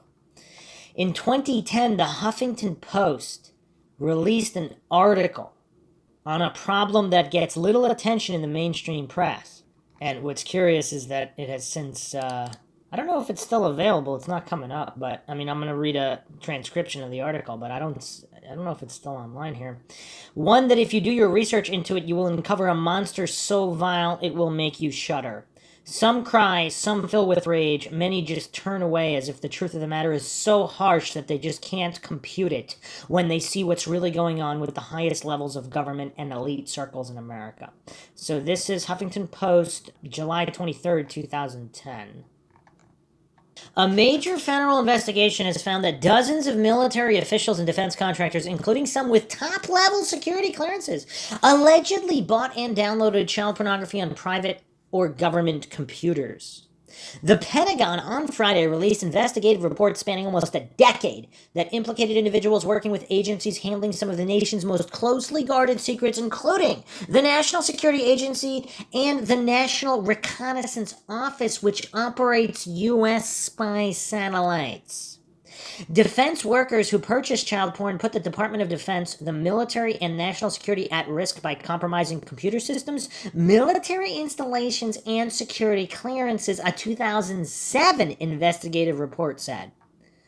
The suspects also put the Defense Department at risk of blackmail, bribery, and threats, one report added. The reports, however, do not point to any specific security breaches. So back to the blog here. This story, high-level government workers with millions of child porn files on their work computers came to light originally through the Boston Globe in 2010, who had obtained documents through the Freedom of Information Act from the U.S. government, though most of the documents were blacked out, including, of course, most names. Some arrests were made at the time, and a few 5-year prison terms were handed out. Some of them accused quickly paid fines. Most were never named and got away with it, although the Pentagon swore to investigate the disgusting epidemic further to get to the bottom of it. Skip ahead a couple years to 2012, and we find the Pentagon did nothing of the sort. There were no further findings reported. In fact, there was no action whatsoever, and according to Forbes that year, September 19th, 2012, the Pentagon is under fire for failing to examine 1,700 out of the 5,200 reports of employees doing child porn. The Pentagon claimed it wasn't a priority. Senator Grassley and his staff have made it one. The closed investigation into widespread use of child porn at the Pentagon is now reopened. And this article is still up on Forbes.com. September 19th, 2012, to catch government workers with ties to child porn, call the IRS. That's from that article. 5,200 reports. This could be the most disturbing thing ever reported. Can you picture any other organization having 5,200 known pedophiles all working on the same place? I mean, it's kind of unclear how many of the reports are from the same person, though, but this is no coincidence, that's for sure. These men and women who are government officials, national security agents, Pentagon workers, elected representatives, intelligence agents, etc., to be doing this at work or on government networks in general, altogether shows that it is a company-wide epidemic which must stem from inside the company, the U.S. government. To this day, this case remains an unknown work in progress. Since this story has been forgotten by the mainstream media as of late, or at least suppressed, it basically doesn't exist anymore. But this sickening tale doesn't start in 2010 with the Boston Globe article. Way back in the late 1980s, there was a scandal blown open known as the Franklin cover-up, in which a banker named Lawrence King, who ended up going to jail on a $40 million fraud charge for stealing from the credit union he rang, also was identified for running a child prostitution ring out of Nebraska, where hundreds of children, some younger than 10, were flown around the country on chartered jets to have sex and much worse activities with extremely wealthy and powerful American men. High-ranking government officials, including those in the White House at the time, were fingered for not only pedophilia, but making videos of their actions, beating the young men they raped, owning child prostitutes of their own, trading the kids between themselves, and even murdering them. Though there were 80 kids who came forward who were used as sex slaves for King, all telling the same story, after death threats and a few murders, 78 of the kids rescinded their stories. I mean, that's still a lot. 80 kids to come out of the woodwork if they were lying. I mean, that's a lot. The two that didn't were put in jail for perjury. No investigation has ever been launched into the matter since. The first film we're showing, though, it was bought out and canceled 20 minutes before it was set to air on TV, was made at the height of the scandal. It's enough to make your jaw drop to the floor. It will also shed light on why this is the Franklin cover-up and not the biggest case in American history. And if it wasn't covered up, this is just crazy. I mean, people, look at the outrage over, again, perhaps Donald Trump's tweets or whatever. The country went crazy. A lot of people went crazy over comments he made or whatever, jokes he made. I mean, when there's this going on, just imagine the disproportional outrage here.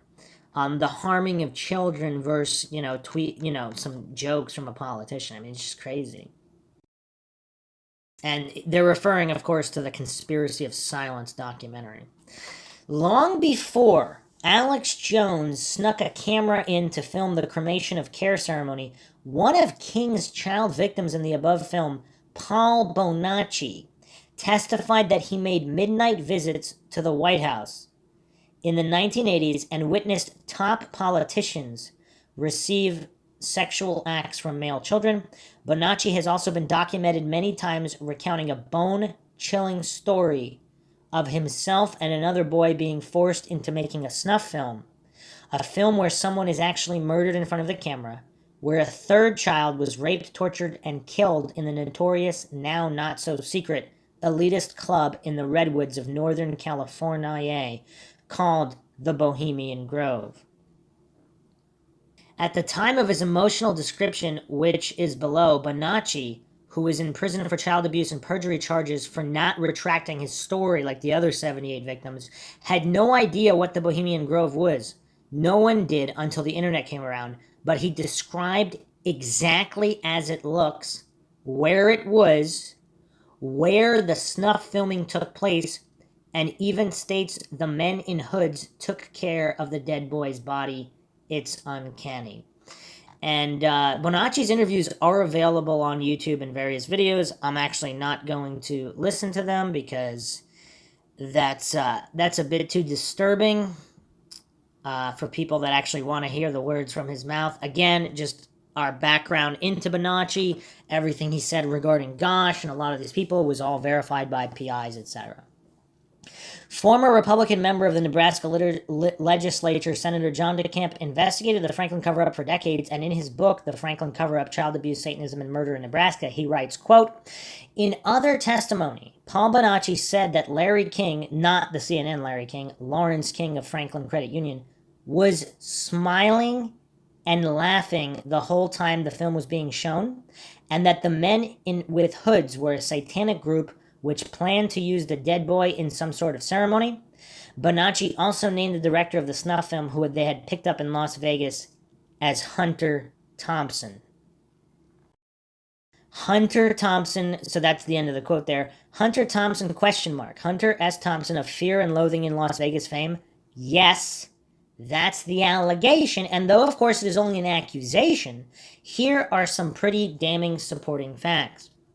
A man named Russell Bridges, who was a Republican Party photographer and also a photographer for Lawrence King, claims Hunter S. Thompson offered him $100,000 to shoot a snuff film for him in the 80s, which he declined.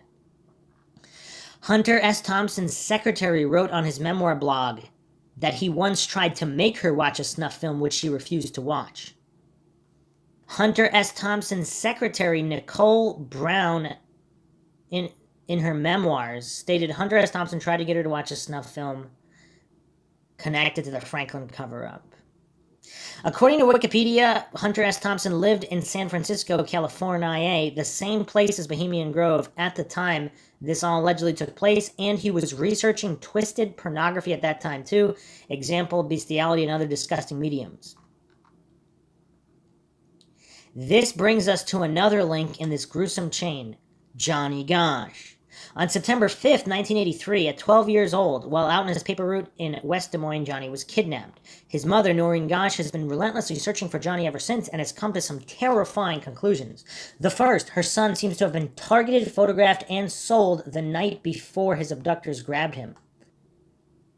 Below, telling the rest, is an excerpt by Noreen from JohnnyGosch.com. In 1989, Paul Bonacci provided his attorney, John DeCamp, with information indicating he had participated in the abduction of a Des Moines, Iowa paperboy. This paperboy was Johnny Gosch. Bonacci's testimony provided a great deal of info about Johnny and his case. However, local authorities refused to interview him, questioning his credibility.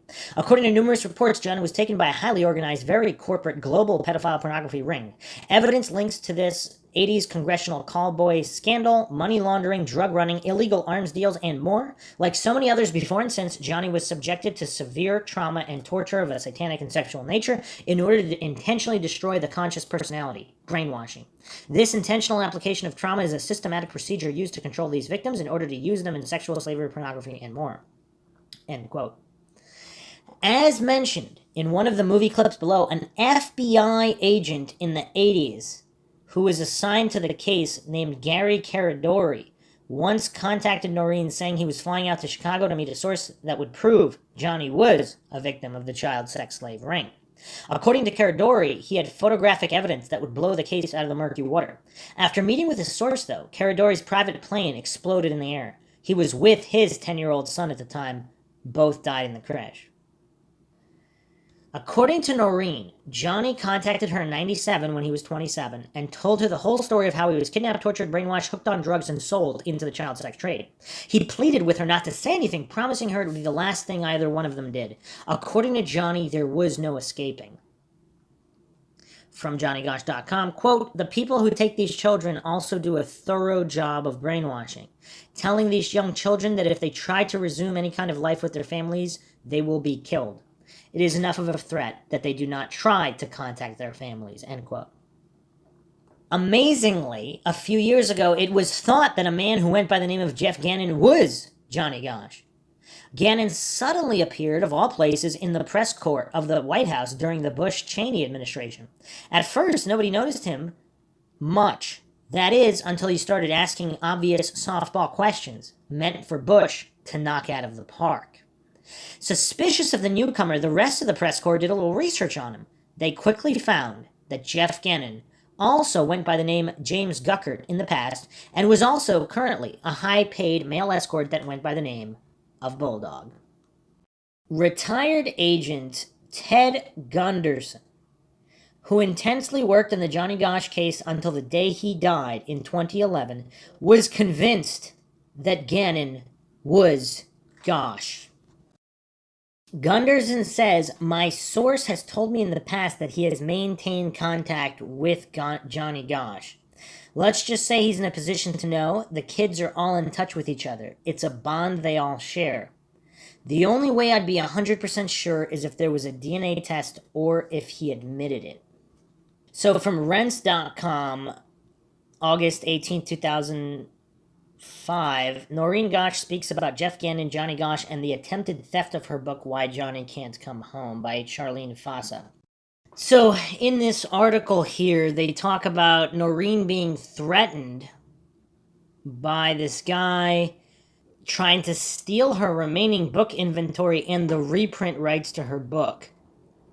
This is unconscionable. Noreen's book, Why Johnny Can't Come Home, represents a huge part of her life story, and frankly, it's practically all she tangibly has left of her son. And that brings us to the Jeff Gannon conundrum. In addition to the potentially devastating legal battle over her book, Noreen is still trying to determine if Jeff Gannon is indeed her son, Johnny Gosch. Those who say there's not enough credible evidence to demand a DNA test, which would finally resolve the issue, are simply wrong.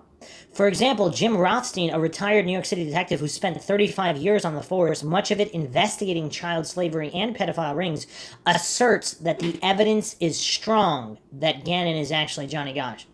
To me, Gannon looks like Johnny, Rothstein opines. Everything just fits. The profile, the MO, everything. Then there's Ted Gunderson. Well, also, just another point there. If Gannon is not Gosch, he could be another boy who was kidnapped and sold into child slavery, etc. And then that led to his path into being a child escort and his Bush connections and all that. Then there's Ted Gunderson, a retired FBI agent who has worked on the Johnny Gosch case for over a decade. On Gunderson's website, his bio reads, prior to retirement in 1979, Ted Gunderson had over 700 persons under his command and operated a $22 million annual budget. His complete resume is at tedgunderson.com. Gunderson says he has a credible source that is certain Jeff Gannon is Johnny Gosch. My source has told me in the past that he has maintained contact with Johnny Gosch. Gunderson reveals, let's just say he's in a position to know. The kids are all in touch with each other. It's a bond they all share. Gunderson concludes with, the only way I'd be 100% sure is if there is a DNA test or if he admitted it, end quote. Noreen confirms, quote, Ted sent me a videotape of his interview with his source, and the source said Gannon is Gosch. And he said it without hesitation and without blinking an eye, and he said he's known it for months. Noreen believes the man is credible. Gunderson makes it clear that Bonacci is not his informant, but is quick to add that Bonacci informed him a while back that Gosch had changed his appearance. I mean, what does that mean? Getting shaving his head or something?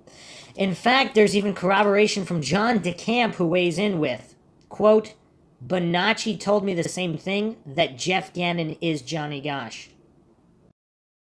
Wow. Okay, so there's a lot of people say, because there's people saying that Bonacci says that he didn't say that or whatever, but if he did say it to DeCamp and then denied it to others, is that just a way to protect himself, even if he really did say it? Because a lot of coincidence theories, they don't consider that possibility. But continuing on here, this bombshell from Noreen, the birthmark on Johnny's chest is very similar to a mark seen on Gannon's chest in at least one photo. Gannon has a spot on his right cheek in the same place as Johnny. So he has more than one mark on his body in the exact same spot. Rothstein, Gunderson, and Noreen Gosch are from the article by Tim Schmidt, Johnny Gosch, Jeff Gannon, Hunter Thompson, and the Unraveling of a Troubling Tale. Okay, I'm going to read this article as well. Yeah, there are some crazy, crazy little tidbits here. This is April 6, 2005 by Tim Schmidt. Johnny Gosch, Jeff Gannon, Hunter Thompson, and the Unraveling of a Troubling Tale. Cover story, Death of a Conspiracy. Noreen Gosch sits in a booth at the West Des Moines Village Inn, nursing a cup of coffee and managing, despite her larger-than-life personality, to blend into the surroundings and keep a low profile in the almost empty restaurant. She is open with her thoughts and willing to share what information she can, yet she remains guarded, cautious and thoughtful in a manner often mistaken as cold and standoffish. She thinks carefully as she speaks about her son Johnny and the players in a bizarre conspiracy surrounding his disappearance in 1982 that continues to evolve and may finally be on the verge of breaking down. Just because you don't want to believe something is true, says Noreen slowly, that doesn't mean it's not true. It's a statement that bears repeating. Just because you don't want to believe something is true, that doesn't mean it's not true. Anyone who has heard the theories surrounding Johnny Gosch's disappearance on September 5th, 1982, and who in Iowa has not, knows they are difficult to accept. If there are satanic pedophiles working in the top levels of government and law enforcement, selling kids on the black market and forcing them into prostitution, pornography, extortion rings, and things far worse, it's easier as a human being to simply believe that such things could not be true. But they could be, and Noreen knows this all too well. She doesn't want to believe her child was kidnapped, sexually abused, tortured, brainwashed, and sold into slavery, but she accepts this now as an indisputable truth, and she is not alone. Many others accept the existence of a vast network of high-profile people, powerful politicians, business leaders, law enforcement, and government agents who exist in a subculture of degenerates who participate in child pornography, snuff films, drugs, devil worship, brainwashing, and kidnapping. And Noreen believes that Johnny and hundreds of other children like him were forced into this life of depravity by those who kidnapped him. But Johnny's story has been told thousands of times. It's been analyzed, disputed, and ridiculed just as frequently, and we neither have the time and space nor the inclination to repeat it here in full. As tragic as it may be, it's old news. Nothing major has happened in the case for some time, and the alleged players in the story have been silent, absent, or simply missing for years. Until recently. In the past few months, there's been a flurry of activity among the people once related to this case and the conspiracy that surrounded it. In the midst of this commotion, some believe Johnny Gosch has been found very much alive. Recent events began with Jeff Gannon, the right-wing journalist who was found to have gained access to the White House press pool with few credentials and a fake name. The death of Hunter S. Thompson followed shortly after. The arrest of two men seemingly unrelated in Nebraska and Virginia within days of the Gannon story, and Thompson's death also played a role in the story. And all these events, some suggest, are related to the 12-year-old paperboy kidnapped from West Des Moines 23 years ago. And if they are right, there is much more to come. Johnny lives. In late January, a conservative journalist in Washington, D.C. was found to have gained access to the White House press pool despite using a fake name and despite the fact that he once worked as a high-priced homosexual escort. Jeff Gannon was a White House correspondent for Talent News who regularly attended White House press briefings and had at least 4 press conferences with President George W. Bush. On January 26, 2005, Gannon asked a question of the president that was so friendly and factually inaccurate that some of his colleagues began looking into his background. And just a quick aside here again, and that's a very astute observation in the previous blog that we read, that did Gannon do that on purpose to draw attention to himself so people would figure out he was Johnny Gosch while denying it, in order not to put himself or Noreen Gosch in danger, while simultaneously exposing it to the world, hiding in plain sight, as his article was titled, previous to him asking that question. Talent News, it was learned, is a barely disguised tool of the Republican Party, and Gannon's credentials as a journalist consist solely of a training course at a leadership broadcast school of journalism. After 2 days of training that cost $50. Gannon was officially a graduate of a journalism school and on his way to the White House press pool. I mean, that is kind of laughable. It was soon discovered that Gannon's real name is Jeff Guckert and that he has also gone by the nickname Bulldog when listing himself on the internet as a homosexual escort and personal trainer, charging $200 per hour for his discreet services. Gannon was removed from the White House and resigned from Talent News on February 8th. Gannongate quickly became the presidential scandal of the hour, though the story faded from public view as politicians and the media eagerly turned their attention to such pressing matters as steroids in baseball and the Terry Schiavo situation. But before long, internet bloggers had picked up the story and began to think back to the administration of President Bush's father, which was rocked by a scandal that allegedly involved a high-level official giving private late-night tours of the White House to teenage male prostitutes. The New York Times and the Washington Post both wrote about the story and the eventual death of Washington lobbyist Craig Spence, who reportedly arranged the visits. Spence, it has been suggested, was preparing to admit publicly that he was using the teenage boys to blackmail high-powered politicians in the Beltway. He committed suicide before he had the opportunity to do so. Shades of Jeffrey Epstein, anybody? Anybody? Jill Zane Maxwell, anybody? Anybody? With a gay escort gaining access to the White House during a Bush administration while many of the same officials from the 80s are back in power, the question became, is there a connection? Private investigator Sherman H. Skolnick posted a story about the Gannon debacle on Rense.com, a site known for its conspiracy theories, and publicly stated on February 19th that Gannon is Johnny Gosch. Andy Stevenson, a blogger from Seattle familiar with the case of the details of the Johnny Gosch case and the child sex rings in Nebraska, detailed in the book The Franklin Cover-Up, began with a group of other writers and investigators to ponder the claim. They looked at markings on Gannon's body and compared them to those reported on Johnny Gosch. They considered the lack of personal information about Gannon's early years. They considered that Johnny was alleged to have been used as a gay prostitute for blackmail purposes. They considered that the high-powered people alleged to have kidnapped and brainwashed children as part of the government's Monarch Project and the MKUltra program included Johnny, did so to use them in a variety of ways to advance their own agendas. And they contacted Noreen Gosch and discussed the idea with her, the first she'd heard of the theory, and they too came to the conclusion that Jeff Gannon is none other than Johnny Gosch. The internet has been abuzz with the theory ever since, and in a way, it makes perfect sense. You've got a kid abducted and brainwashed into doing the bidding of government officials as part of a top-secret mind control program, so now that he's older, why not put him in the White House to soften press briefings to make the president look better? The suggestion from many is that Gannon is a Monarch program child-turned-adult operative. Gannon, according to investigators like Skolnick, is involved in high-level espionage and is also an expert on torture.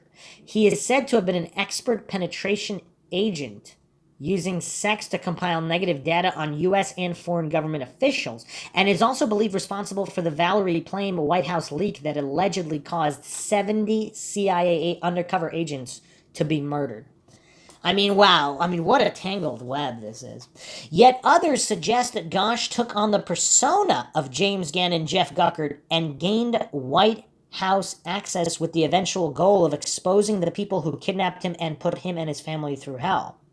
Gannon is alleged to have a publishing deal with a Russian imprint, which some believe will result in a tell-all book that exposes those who've paid for his services, as well as the pedophile ring that he, as Gosch, was victimized by after his kidnapping. I'm convinced 99% that he is Johnny Gosch, says Ted Gunderson, a retired FBI agent who has been working on the Gosch case for more than a decade. The only way I'd be 100% sure if there was a DNA test or if he admitted it.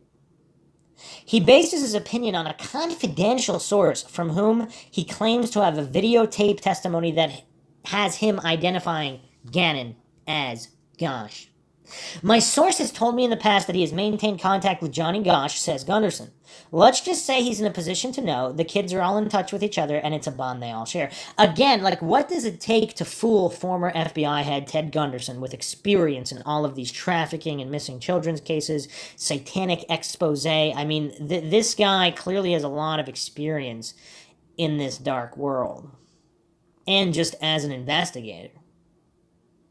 The kids he refers to are those forced into the sex slavery rings in the government-sponsored mind and behavioral control programs. One of those kids is a man named Paul Bonacci, who claims to have participated in the kidnapping of Johnny Gosch and says he was forced to be the first person to molest Johnny. Bonacci has long claimed to be part of the vast network of children trained to work for the government and participate in deviant sexual acts to make the blackmail of politicians possible.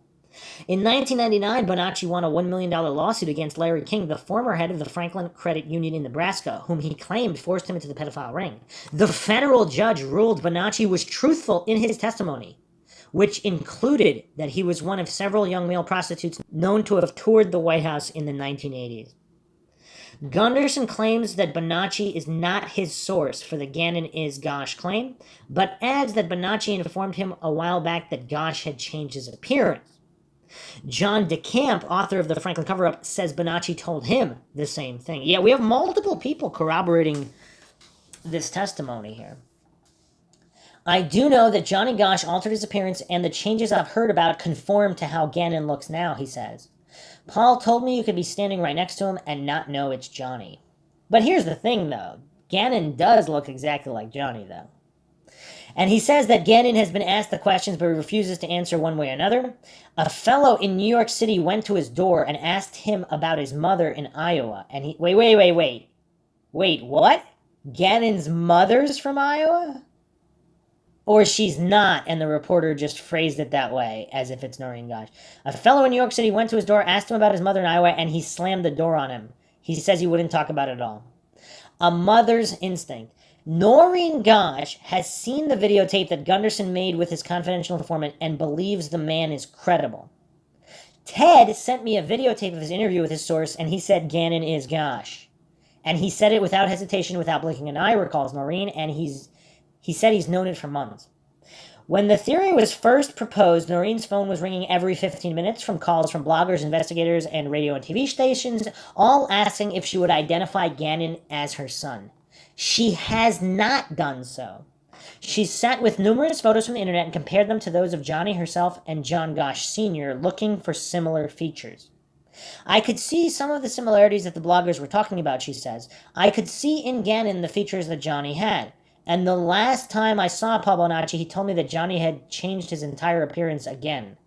That he shaved his head and is going with that look for now. Okay, so apparently Bonacci told Noreen before Gannongate that he had shaved his head and went with a different look, and this is corroborated by multiple other people, like DeCamp and Gunderson. So before Jeff Gannon was even a thing, Paul Bonacci said he shaved his head and he has a different look. I mean, that's curious. Again, that doesn't prove it's Gannon, but it's curious.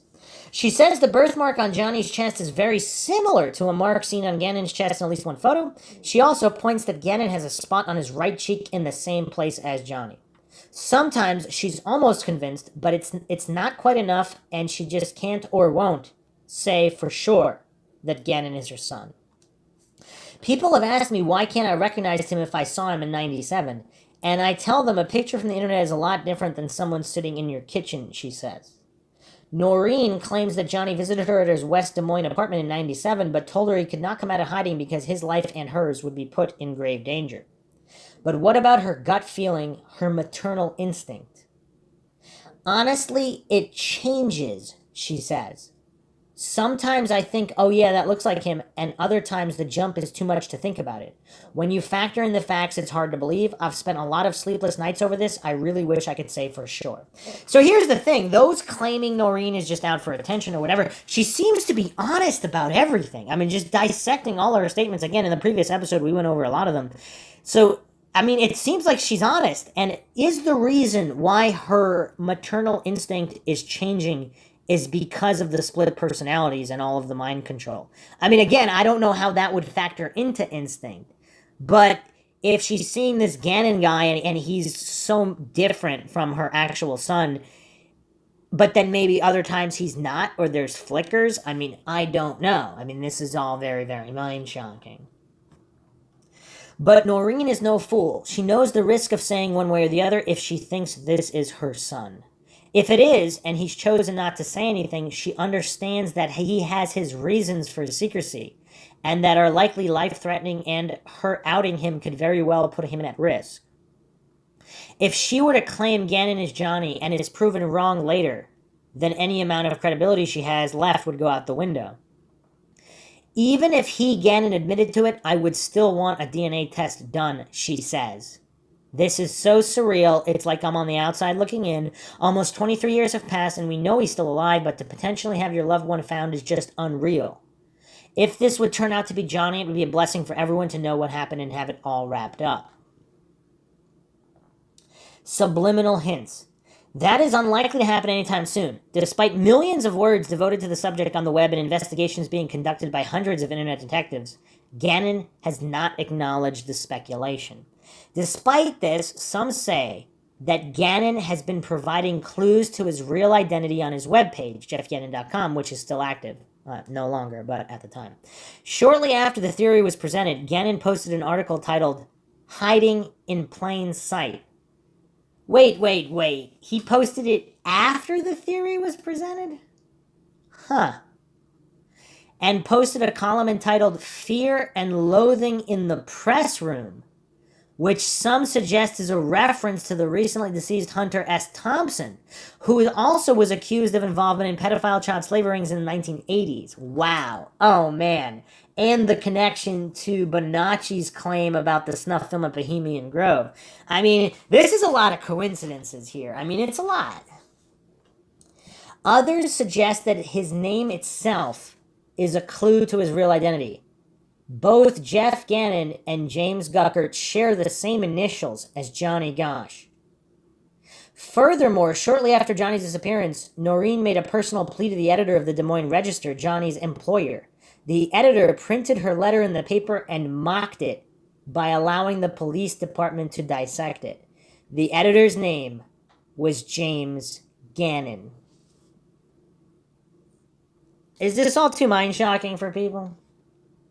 I would say those are subliminal messages, says Gunderson, an attempt on Gannon's part to let slip his identity.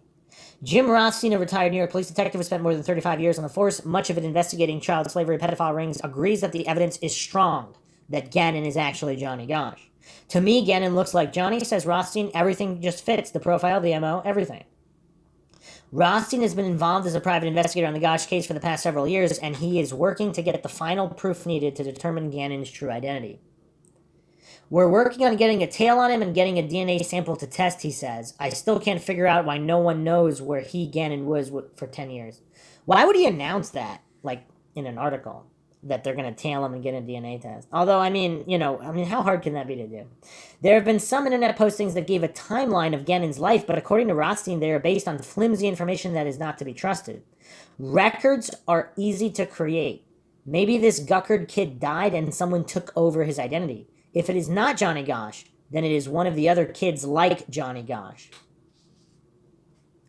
Noreen says if this is all true, I don't think he was ready to be exposed just yet. Hunter and snuff films. The Gannon-Gosch connection was first made public in the early morning, February 20th. Later the same day, Hunter S. Thompson was found dead in his home, the victim of an apparent self-inflicted gunshot. Few people would ever thought to connect Thompson and Gosch, but those familiar with the tales of child abuse and pedophilia documented in the Franklin Cover-Up, a book first released in 1994 by former Nebraska State Senator John DeCamp, understand the association. In his book, DeCamp relates many interviews and discussions with Paul Bonacci, the man who claims to have been involved with the kidnapping of Johnny Gosch. Bonacci told horrific tales of being forced into sex with adults and other children. In one case, he recalls being flown into Nevada with another young boy whom he did not know. They took on another passenger there and headed to a secluded location where Bonacci says he was forced to have sex with the younger boy. The young boy, Bonacci claims in his book, was also forced to have sex with adult males, and then they killed the boy with a gunshot to the head. Bonacci says he was then forced to have sex with the corpse. The passenger they took on in Nevada filmed the entire thing, and Bonacci recalled that his name was Hunter Thompson. I think it's kind of strange that Hunter Thompson would commit suicide at this time, says Gunderson.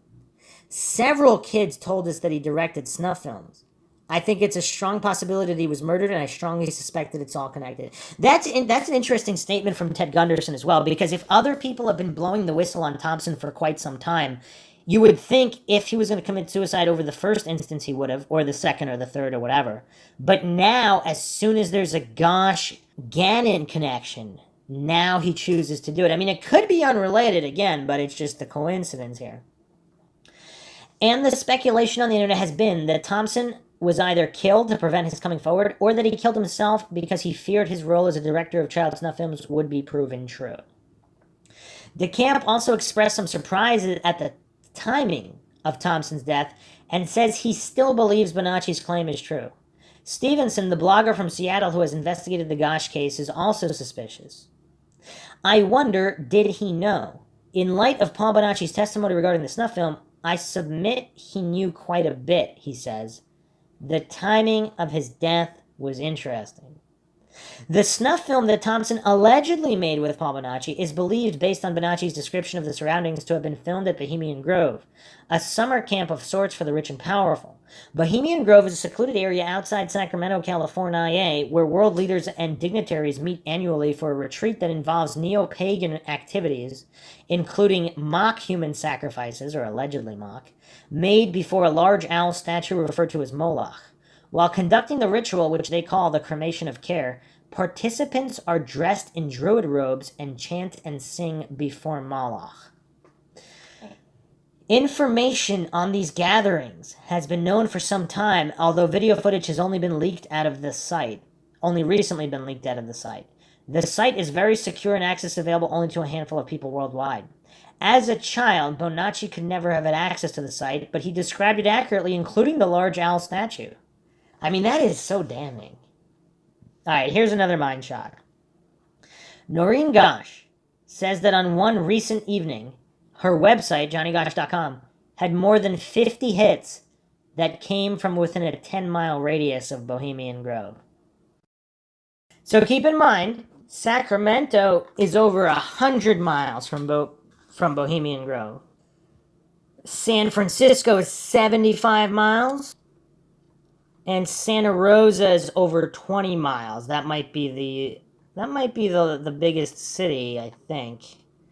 Someone local to that area of Bohemian Grove can chime in here, but so there don't appear to be any big cities. So this is pretty much the middle of nowhere retreat, or with just small towns or cities, really small, within a 10-mile radius of Bohemian Grove. So these are not people from major cities looking up johnnygosh.com. These are more than 50 hits from a 10-mile radius of Bohemian Grove out in the woods. What does that mean? I don't know. What do all the coincidence theorists think about that? The CIA pedophile. In her book, Why Johnny Can't Come Home, Noreen Gosh writes about a man who contacted her just 6 months after Johnny's disappearance, claiming he worked with a government agency that was investigating pedophile organizations. George Paul Bishop, often known as just Paul Bishop, claimed he was a CIA asset and arrived in Des Moines in July '84 to offer his assistance to the Goshes. Before he left, he provided, through his investigation, a detailed map of the kidnapping scene. Bishop, according to Noreen's book, often called the Gosh home from the Washington, D.C. office of Senator Charles Grassley, with whom Noreen had worked on Johnny's case. Many times, Paul Bishop would call me from Senator Grassley's office, and when he finished speaking with me, he would hand the phone to one of Grassley's aides, who I was familiar with. Noreen recalled in her book, published in 2000. That convinced me Paul was an accepted visitor on the Hill in Washington. Based on this, Noreen believed that Bishop was responsible for securing her invitation to testify before Senator Arlen Specter's hearing on organized crime and its relationship to kidnapping at the U.S. Capitol. Bishop, in fact, picked Noreen up from her D.C. hotel and accompanied her to the hearings. Bishop became close to Noreen, even referring to her as Mom. What? But suddenly, in 1985, he disappeared from the scene. The phone number he'd left was no longer valid, and no one knew how to contact him. No one had seen or heard from him in almost 20 years until he was suddenly arrested on February 4th of this year in Virginia, after police allegedly found an explicit video of a 16-year-old boy in his home. Detectives searched Bishop's home and found the tape after receiving a complaint that he was allowing teenage boys to drink and use drugs on the premises. Noreen wonders now if Bishop was on the wrong side of Johnny's case all along. Was he involved in the kidnapping and merely running a smokescreen at the time to prevent discovery? Was his recent arrest an effort to keep him quiet about the larger story a threat? So this is all from the unfolding of Gannon possibly being Gosh. This is weird. Or was he honest from the beginning and his recent arrest merely an effort to discredit him before he reappeared and started making noise and threatening to expose the powerful people involved? Either way, Bishop seemed to know a lot about Johnny's disappearance in 1982, and his sudden appearance on the scene coinciding with the outing of Jeff Gannon and the death of Thompson and the arrest of another man involved with the case below is too much of a coincidence for some to accept. It's very common to set someone up and arrest him to discredit him, says Rothstein. The photographer. Okay, so here's going to be the Paul Bishop aside, because we touched upon him in the first 1 or 2 episodes, and some believe he was working for the CIA. Very, very shady. So let's go a little deeper into George Paul Bishop here. This is from JohnnyGoshTruth.blogspot.com, January 4, 2009, uncovering the Johnny Gosch case. Meet George Paul Bishop, a convicted and currently incarcerated 49-year-old pedophile in Fairfax Adult Detention Center located in Virginia. Arrested on August 19, 2005 for child pornography, he was due for release in March 2008, but was apparently incarcerated again for not registering as a sex offender. He is listed as violent. Most people know him as Paul Bishop, a profound figure central to the early investigation into the disappearance of Johnny Gosch.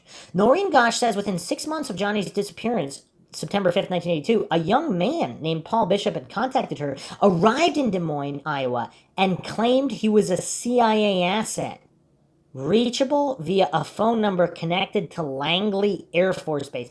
And how often in missing persons cases does a CIA asset with a Langley Air Force Base phone number come to assist the family? Wow. Is he connected to Michael Aquino, the Air Force individual, who the self-admitted Satanist, the open Satanist who was allegedly involved in human trafficking? And was this an attempt to keep close tabs on the investigation? Most notably, Paul had informed Noreen Gosch of an agency-acknowledged pedophile ring he claimed had kidnapped her son Johnny Gosch, and then drew her a detailed map supposedly outlining the planned kidnapping in question. According to Noreen Gosch, Paul Bishop was also the instrumental figure in securing her trip to Washington, D.C. for the purpose of testifying before Congress about her son's case for Senator Arlen Specter, as well as personally accompanying her with 2 unknown men to the U.S. Capitol building. Or was Paul Bishop the good guy here? And was he going rogue against these criminal elements of the government, against their knowledge, in order to expose all of this? And if so, was he framed for all of these crimes to discredit him? But anyway, continuing on here, after the disappearance of local newspaper boy Eugene Martin in 1984, Paul Bishop had informed Noreen Gosch that a local PI in contact with her, Sam Soda, was in the West Des Moines area and somehow involved with a kidnapping. So, allegedly here, Paul Bishop is the one who first told Noreen Gosch that Sam Soda might be involved. Apparently, Sam Soda held a high distrust and suspicion of Paul Bishop from the beginning, and Noreen Gosch claims there's an audio tape brought to law enforcement. She claims they simply refused to listen to it, of Sam Soda warning of an impending second kidnapping in Des Moines shortly before Eugene Martin disappeared. As a side note, there is exactly 0 evidence of the existence of such a tape. I mean, wasn't there one officer who said he listened to it? Since then, Noreen Gosch has claimed Paul Bonacci, like after the fact or something. Since then, Noreen Gosch has claimed Paul Bonacci positively identified Sam Soda as being involved in photographing Johnny Gosch shortly before his kidnapping. And again, was that a man and a woman who were both photographing him? After Paul Bishop had told Noreen Gosch that Sam Soda was involved in the disappearance of Eugene Martin, Noreen claims Sam was instrumental in subpoenaing Paul Bishop to testify to a federal grand jury hearing about his whereabouts and activities in Des Moines. This comes after Paul Bishop supposedly visits Sam Soda's office, where he is promptly kicked out. Okay, so this possible CIA asset with an Air Force, Langley Air Force Base phone number, he actually went to Sam Soda's office and Sam Soda kicked him out. And is Sam Soda, what's Sam Soda connected to? Because if he's involved in this ring, I mean, who's the good guy here? Or are they both the bad guys? Noreen further claims that she had questioned Paul Bishop after he had taken a taxi to her home in West Des Moines, interrupted by Sam Soda's phone calls demanding to know where Bishop was. And then Noreen organizes Paul's overnight stay at a friend's residence. So Sam Soda is calling Noreen demanding to know where Paul Bishop is. And why is Sam Soda not afraid of this possible CIA asset? It's like he's trying to track him down. After he had supposedly traveled back to D.C. 2 days later, apparently under the false identity Robert Levesque, she had received 2 calls from him and has since never heard from him again. Lastly, she claims the phone number Paul Bishop had given her to Langley Air Force Base was no longer valid. So wait a second, it was valid initially? So what happened to George Paul Bishop since then? Okay, wait a second. So trying to dissect the timeline here. So Paul Bishop, highly involved, then Paul Bishop visits Sam Soda, apparently gets kicked out, then Sam Soda calls Noreen Gosch at home demanding to know where Bishop is. Then Bishop goes back to D.C. allegedly, calls Noreen Gosch 2 more times, then disappears forever. This is weird.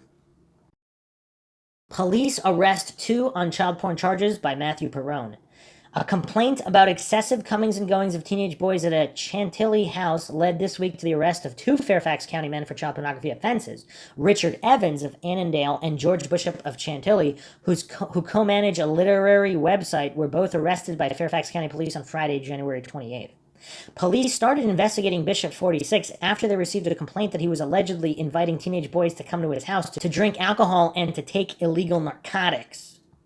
On January 7th, Detective Peter Charles of the Fairfax County Police Department served Bishop with a search warrant at his home in Chantilly. According to the warrant, in their search, Charles and other officers seized computer hard drives, letters, pictures, and a videotape showing a young man posing nude while dressed in bondage gear.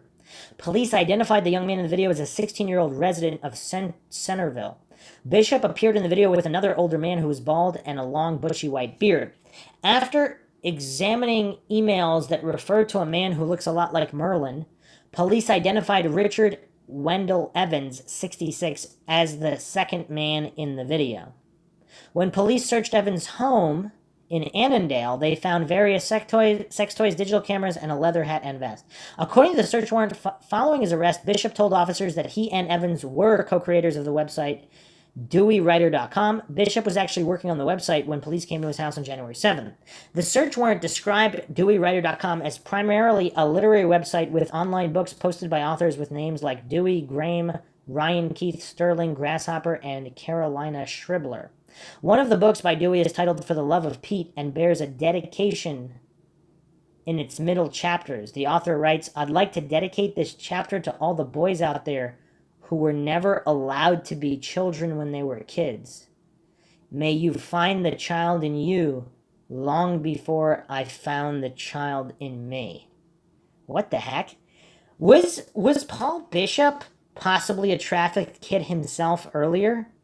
And he wanted to blow the whistle on this? So he was some kind of an asset by this criminal organization, possibly in the CIA. And then he wants to blow the whistle on all this because that was him. And that's why he was so connected to the Johnny Gosch case. As of February 1st, the website had more than 270,000 hits and featured links to several chat rooms. Both men were released the day of their arrests. Bishop, who was charged with 6 counts of possession of child pornography and 2 counts of manufacturing child pornography, was released on an $8,000 bond. Evans was charged with 1 count of manufacturing child pornography and was released on a $2,500 bond. This is from Times Community Newspapers, 2007. Okay, so Bishop pleads guilty to producing and possessing by Bonnie Hobbs. Thursday, June 30th, 2005. After being indicted by the grand jury in May, a Chantilly man pled guilty as charged Monday morning in Fairfax County Circuit Court. He is George Paul Bishop, 46. "Do you fully understand the nature of the charges against you today?" asked Judge Leslie Alden. "Yes, Your Honor," replied Bishop. "Are you entering your pleas of guilt because you are guilty of these charges?" she asked. Again, he replied affirmatively. So if he's not guilty, would he just say he is because he knows they're going to kill him if he doesn't? Is that what some people allege? And Evans pled guilty as well. Okay, and there's just a bunch more articles here. So in this August 26, 2005 article, so Bishop sentenced Friday 3 years in prison. The parents of one of his victims testified against him. So this is mostly concerning the tape and video he made of a teenage boy in bondage gear.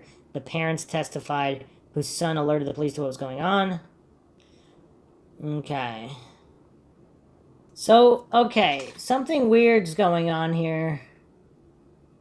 This is a troubling case, said Mooney. Look at the pre-sentencing investigation and what the defendant says about his account of what happened. He wants the court to believe the minor was dressed up as a male slave because he wanted to dress that way for Halloween. He says it was consensual, and he was just being a nice guy and providing the outfit and the environment. He denies giving minors drugs and alcohol and takes no responsibility for it, she continues. And he says making the tape was stupid and a simple mistake. He was 46 and he has prior criminal convictions. He'd be more believable if he didn't have them. Mooney revealed that in '88, Bishop had 2 felony convictions in California for oral copulation with a minor, plus an assault conviction in Fairfax County after he lifted a 12-year-old paperboy's shirt and kissed his stomach. What? A paperboy? So this is in 1988, in the 80s. What? This is really weird with Paul Bishop here. So if that's all true and all these previous offenses are true, that does not look good for Bishop. So here's a quote from Bishop. Bishop said he regretted the 3 charges and had pled guilty to them. Quote, I am not a predator or a pedophile, he said. I don't have a proclivity for 17-year-olds. When I had a problem 20 years ago, I resolved it then. I don't feel I'm a threat to the community. So is he basically admitting his previous problem here while he was assisting in the Gosh case? What is going on here? What? I mean, this gets even worse. So Paul Bishop was also arrested between September 84 and September 85 in Alexandria, Virginia, for having sex with a 12-year-old boy at an Oakwood apartment complex. Soon after, he fled to California, but returned to Virginia after charges were filed against him there, before disappearing again up to his arrest and incarceration in 2005. So wait a second. So he's a possible CIA asset while okay, so this was before that. September 84, he was arrested? Between 80. When was he assisting with the Gosh case? So this is really weird. So again, from the blog here, let's summarize what's going on here. A longtime pedophile and child pornographer, George Paul Bishop, approaches Noreen Gosh shortly after her son's kidnapping to inform her he is a CIA asset. And how is he in this? Office in D.C.? Like, what the heck's going on here? And has information about an underground network conspiracy that has kidnapped Johnny Gosh. According to Noreen, he supposedly can be contacted at a phone number traced to Langley, and organized her testimony to a congressional hearing about her son's case in D.C. What is rarely mentioned was that George Paul Bishop was a child molester and admitted pedophile during all of this, associating with other pedophiles like Richard Evans, who had a record of aggravated sexual assault toward a minor in 1984, up to producing child pornography of his victims in 2005. What do the disturbing latter facts have to do with Noreen Gosh? Apparently, Noreen and her camp aren't shy at all about endorsing George Paul Bishop as a heroic whistleblower of sorts, a CIA asset which provided facts that they claim proved true in their ensuing private investigations into the kidnapping of Johnny Gosh. How do they answer George Paul Bishop's obvious record of child molestation, pedophilia, and child pornography charges since the 80s? They don't, or sometimes they claim it's some kind of CIA operation frame-up. All right, here's the thing, though.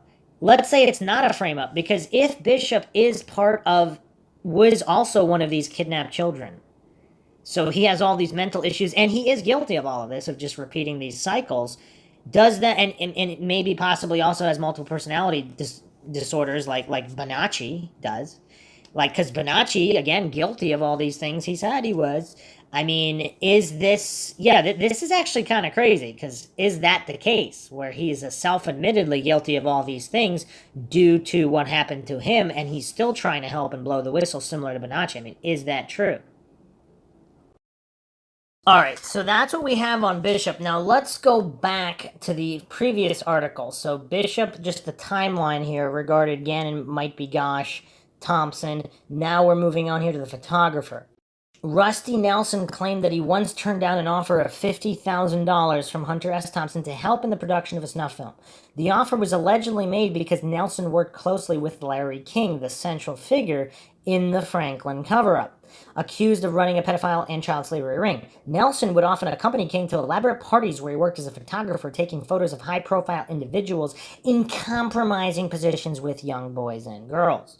Nelson testified in court that he participated as a photographer, but claims that he took compromising photos. He never took any hardcore pornographic pictures, that he absolutely refused any involvement with child pornography. But he claims that King employed a Nelson look-alike for this purpose in order to compromise the powerful people in the photos and Nelson himself. What? Nelson has admitted taking tens of thousands of photos, many of which have been confiscated and either destroyed or permanently sealed to protect those depicted. But many, according to some reports, remain hidden. Despite his denials, Nelson has served time for his photography work, having been arrested in Oregon years ago with a van full of photos, at least one of which was said to involve a minor engaged in less than legal activity. He's been living in Nebraska for some time, providing what information he can to PIs and trying to put his life back together. More recently, he was working with a friend to open a studio that specializes in wedding photography. But 2 days after Thompson's death, Nelson was rounded up by police and arrested, reportedly for failing to register as a sex offender in a county of which he was no longer a resident. John DeCamp bailed Nelson out of jail and says he thinks the arrest was intended as a warning to him and others that they best keep their mouths shut. Others agree. The timing is interesting, says Stevenson, especially given Thompson's death and Paul Bishop's recent arrest. I would place a suicide watch on both men. I think there's fixin' to be a heap of manure hitting the air circulating device soon, he said. I wonder about the timing. I've been wondering why all of these people have all of a sudden come out of the woodwork. I wonder if there is a purge going on. I don't think injustice ever leaves the public consciousness. I think there's far more going on here than we know. So why now, after all this time, why the activity and renewed interest in the Johnny Gosch case and tales of child abduction, slavery, and prostitution in general? Did the theory that Gannon is actually Johnny Gosch hit too close to home and threaten to expose those with secrets to keep? One suggestion is that increased media attention has the players in the decades-old scandal getting jumpy and looking to protect themselves. Nick Bryant, the man who confronted Gannon at his home and asked him about Johnny Gosch, has apparently been working on this story for several years and has been shopping the finished product around for a publisher. Rothstein says he's been working with Bryant for at least 3 years and that Bryant was originally commissioned to do the story for Rolling Stone, which has since turned the finished piece down. The New York Times and several other outlets have reportedly shown interest in the story recently as well. Bryant declined to comment either on the Gannon situation or his involvement in writing a story. But Rothstein says that Bryant began showing the piece around the players involved have once again become active. Something is cooking here now, he says. They'll have to throw someone to the wolves, but there's no telling how high it will go.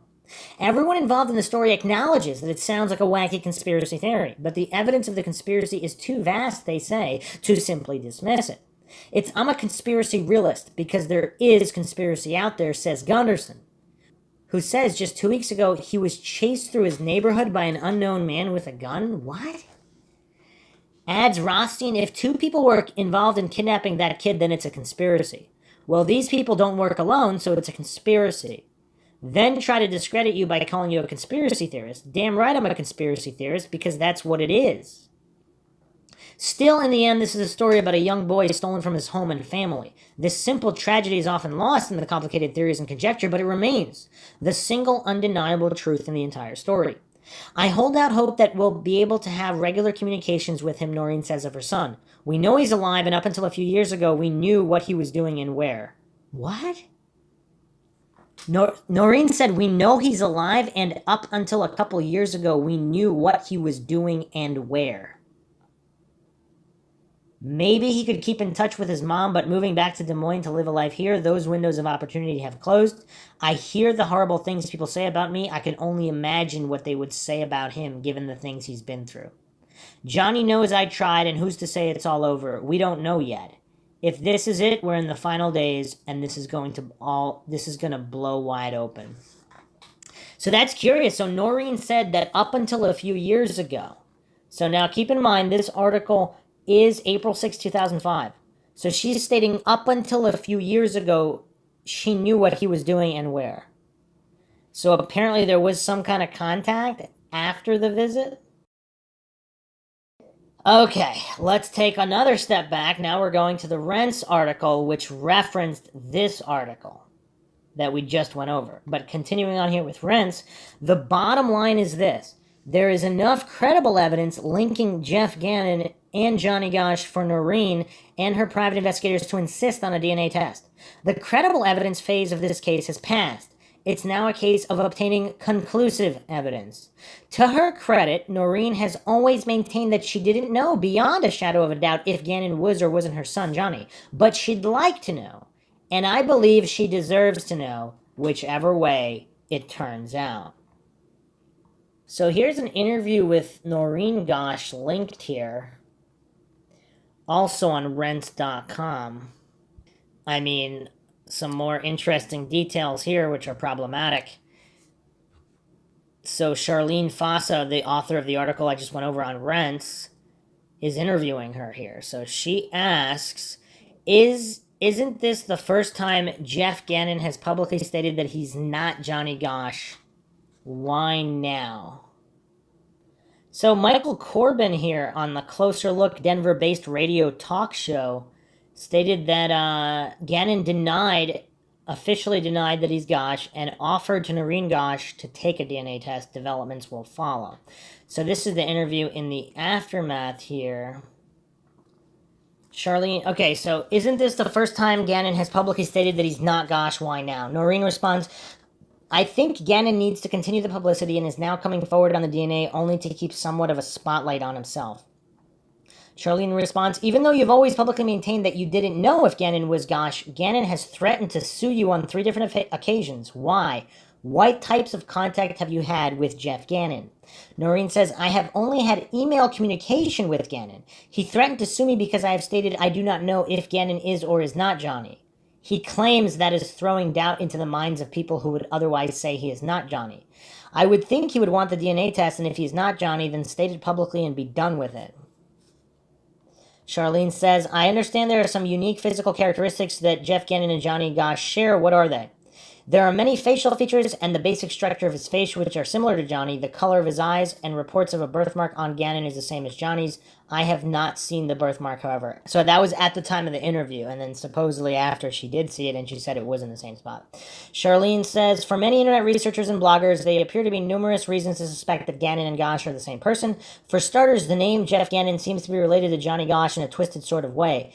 Would you explain the name game and how it relates to other players and Johnny? Noreen states, it appears all of the aliases names Gannon has used that he has kept the same initials as Johnny. JDG. Oh, wow. We didn't even look at that before.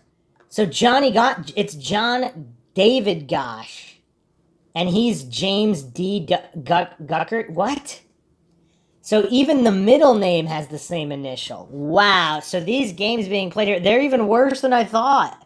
He's even got the same middle initial. Wow.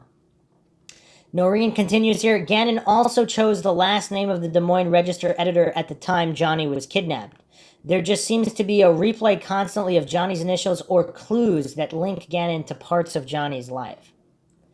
Charlene states, besides the physical attributions and JDG initials pattern, what other linkages, revelations between Gannon and Johnny may have compelled you and your team to propose a DNA test to be administered to Gannon in order to achieve closure on the Gannon-Gosch issue?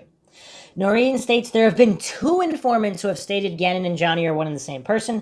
For me, the only way that could possibly be resolved is a DNA test. That is the reason my investigative team have asked for a DNA test. Charlene states, I understand you've verified that Johnny had plastic surgery about 4 years ago, and coincidentally, he also started shaving his head around the same time.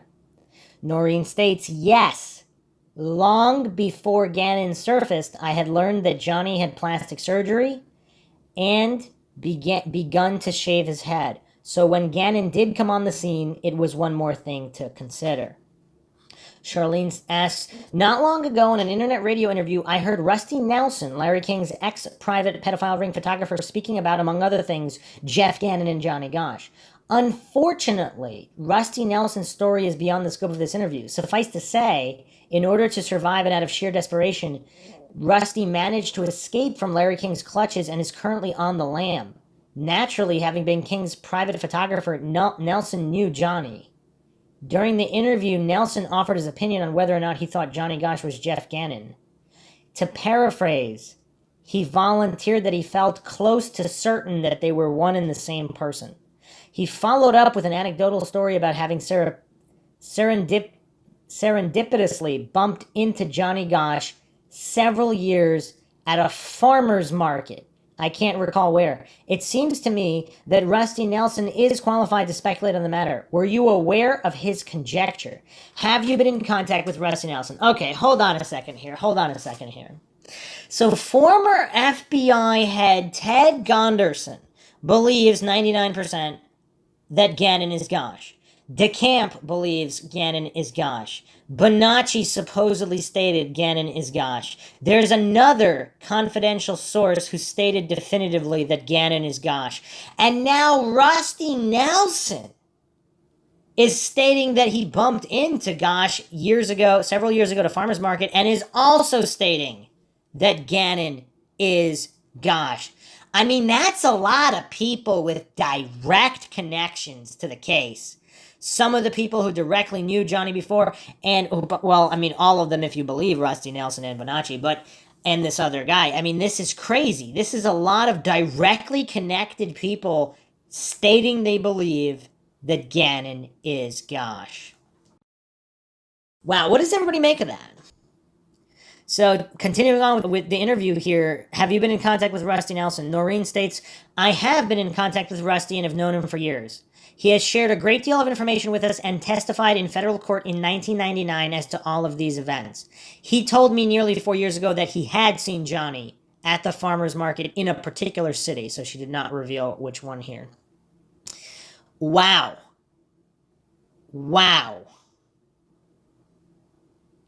Charlene states, as of late, you've been in contact with the Franklin kids. There are children from the Des Moines and Omaha area who were also abducted and MK Ultra'd into Larry King's international elite-controlled pedophile ring around the same time Johnny was. Some of these survivors are no doubt members of the original 83 children who came forward to testify about their horrific abuse in the Franklin case. Of course, like Johnny, these children are now approaching 40 years of age, but they are most likely developmentally arrested to greater or lesser degrees, emotionally frozen at the age they were abducted and ritually traumatized. Can you share with us what these survivors, the victims of King's pedophile ring, are telling you of their horrific ordeal and their feelings about the future? Noreen states, I have been in touch with a number of the Franklin kids. Many have shared information with me. They continue communication to this day. For a number of them, their lives have been broken as children who are victims of these crimes. It is true they are now all approaching 40 years of age. Many are fed up, angry about what happened to them and how their lives have been robbed. Some want to do something about it, and others are still very afraid for themselves and their loved ones. Charlene says, I believe that you said some of these survivors feel like they've been programmed to do something in the future, but they don't know what it is. It sounds like a group of sleeper Manchurian candidate cells that could be activated at any time for evil purposes, no doubt. Could you explain? Well, I mean, that's just when you think this case can't get any creepier. I mean, what the heck? Noreen states, it is a form of Manchurian candidate. Many feel those kids are programmed to be accessed or triggered for some future use or project. Charlene states, many of these kids knew Johnny. Do some of the Franklin kids you've been in contact with believe Jeff Gannon is Johnny Gosch? Wow. Who's ready for the response here? Who's ready for this response? Noreen states here, the majority of the Franklin kids I have been in contact with do believe Jeff Gannon is Johnny. Some say they have been in communication with him on a fairly regular basis. I would suspect this is done by email on computer rather than face-to-face meetings. Okay. All right. So we have former FBI head Ted Gunderson, investigator of many decades. He believes Gannon is Gosch. We have this New York City detective who investigated child abductions and child trafficking in rings. He believes Gannon is Gosch. DeCamp believes that Johnny Gosch is now Gannon. Bonacci supposedly stated that Gannon is Gosh. Rusty Nelson said that Gannon is Gosh. And now Noreen is stating here the majority of the Franklin kids she's in contact with believe that Gannon is Gosh. Wow.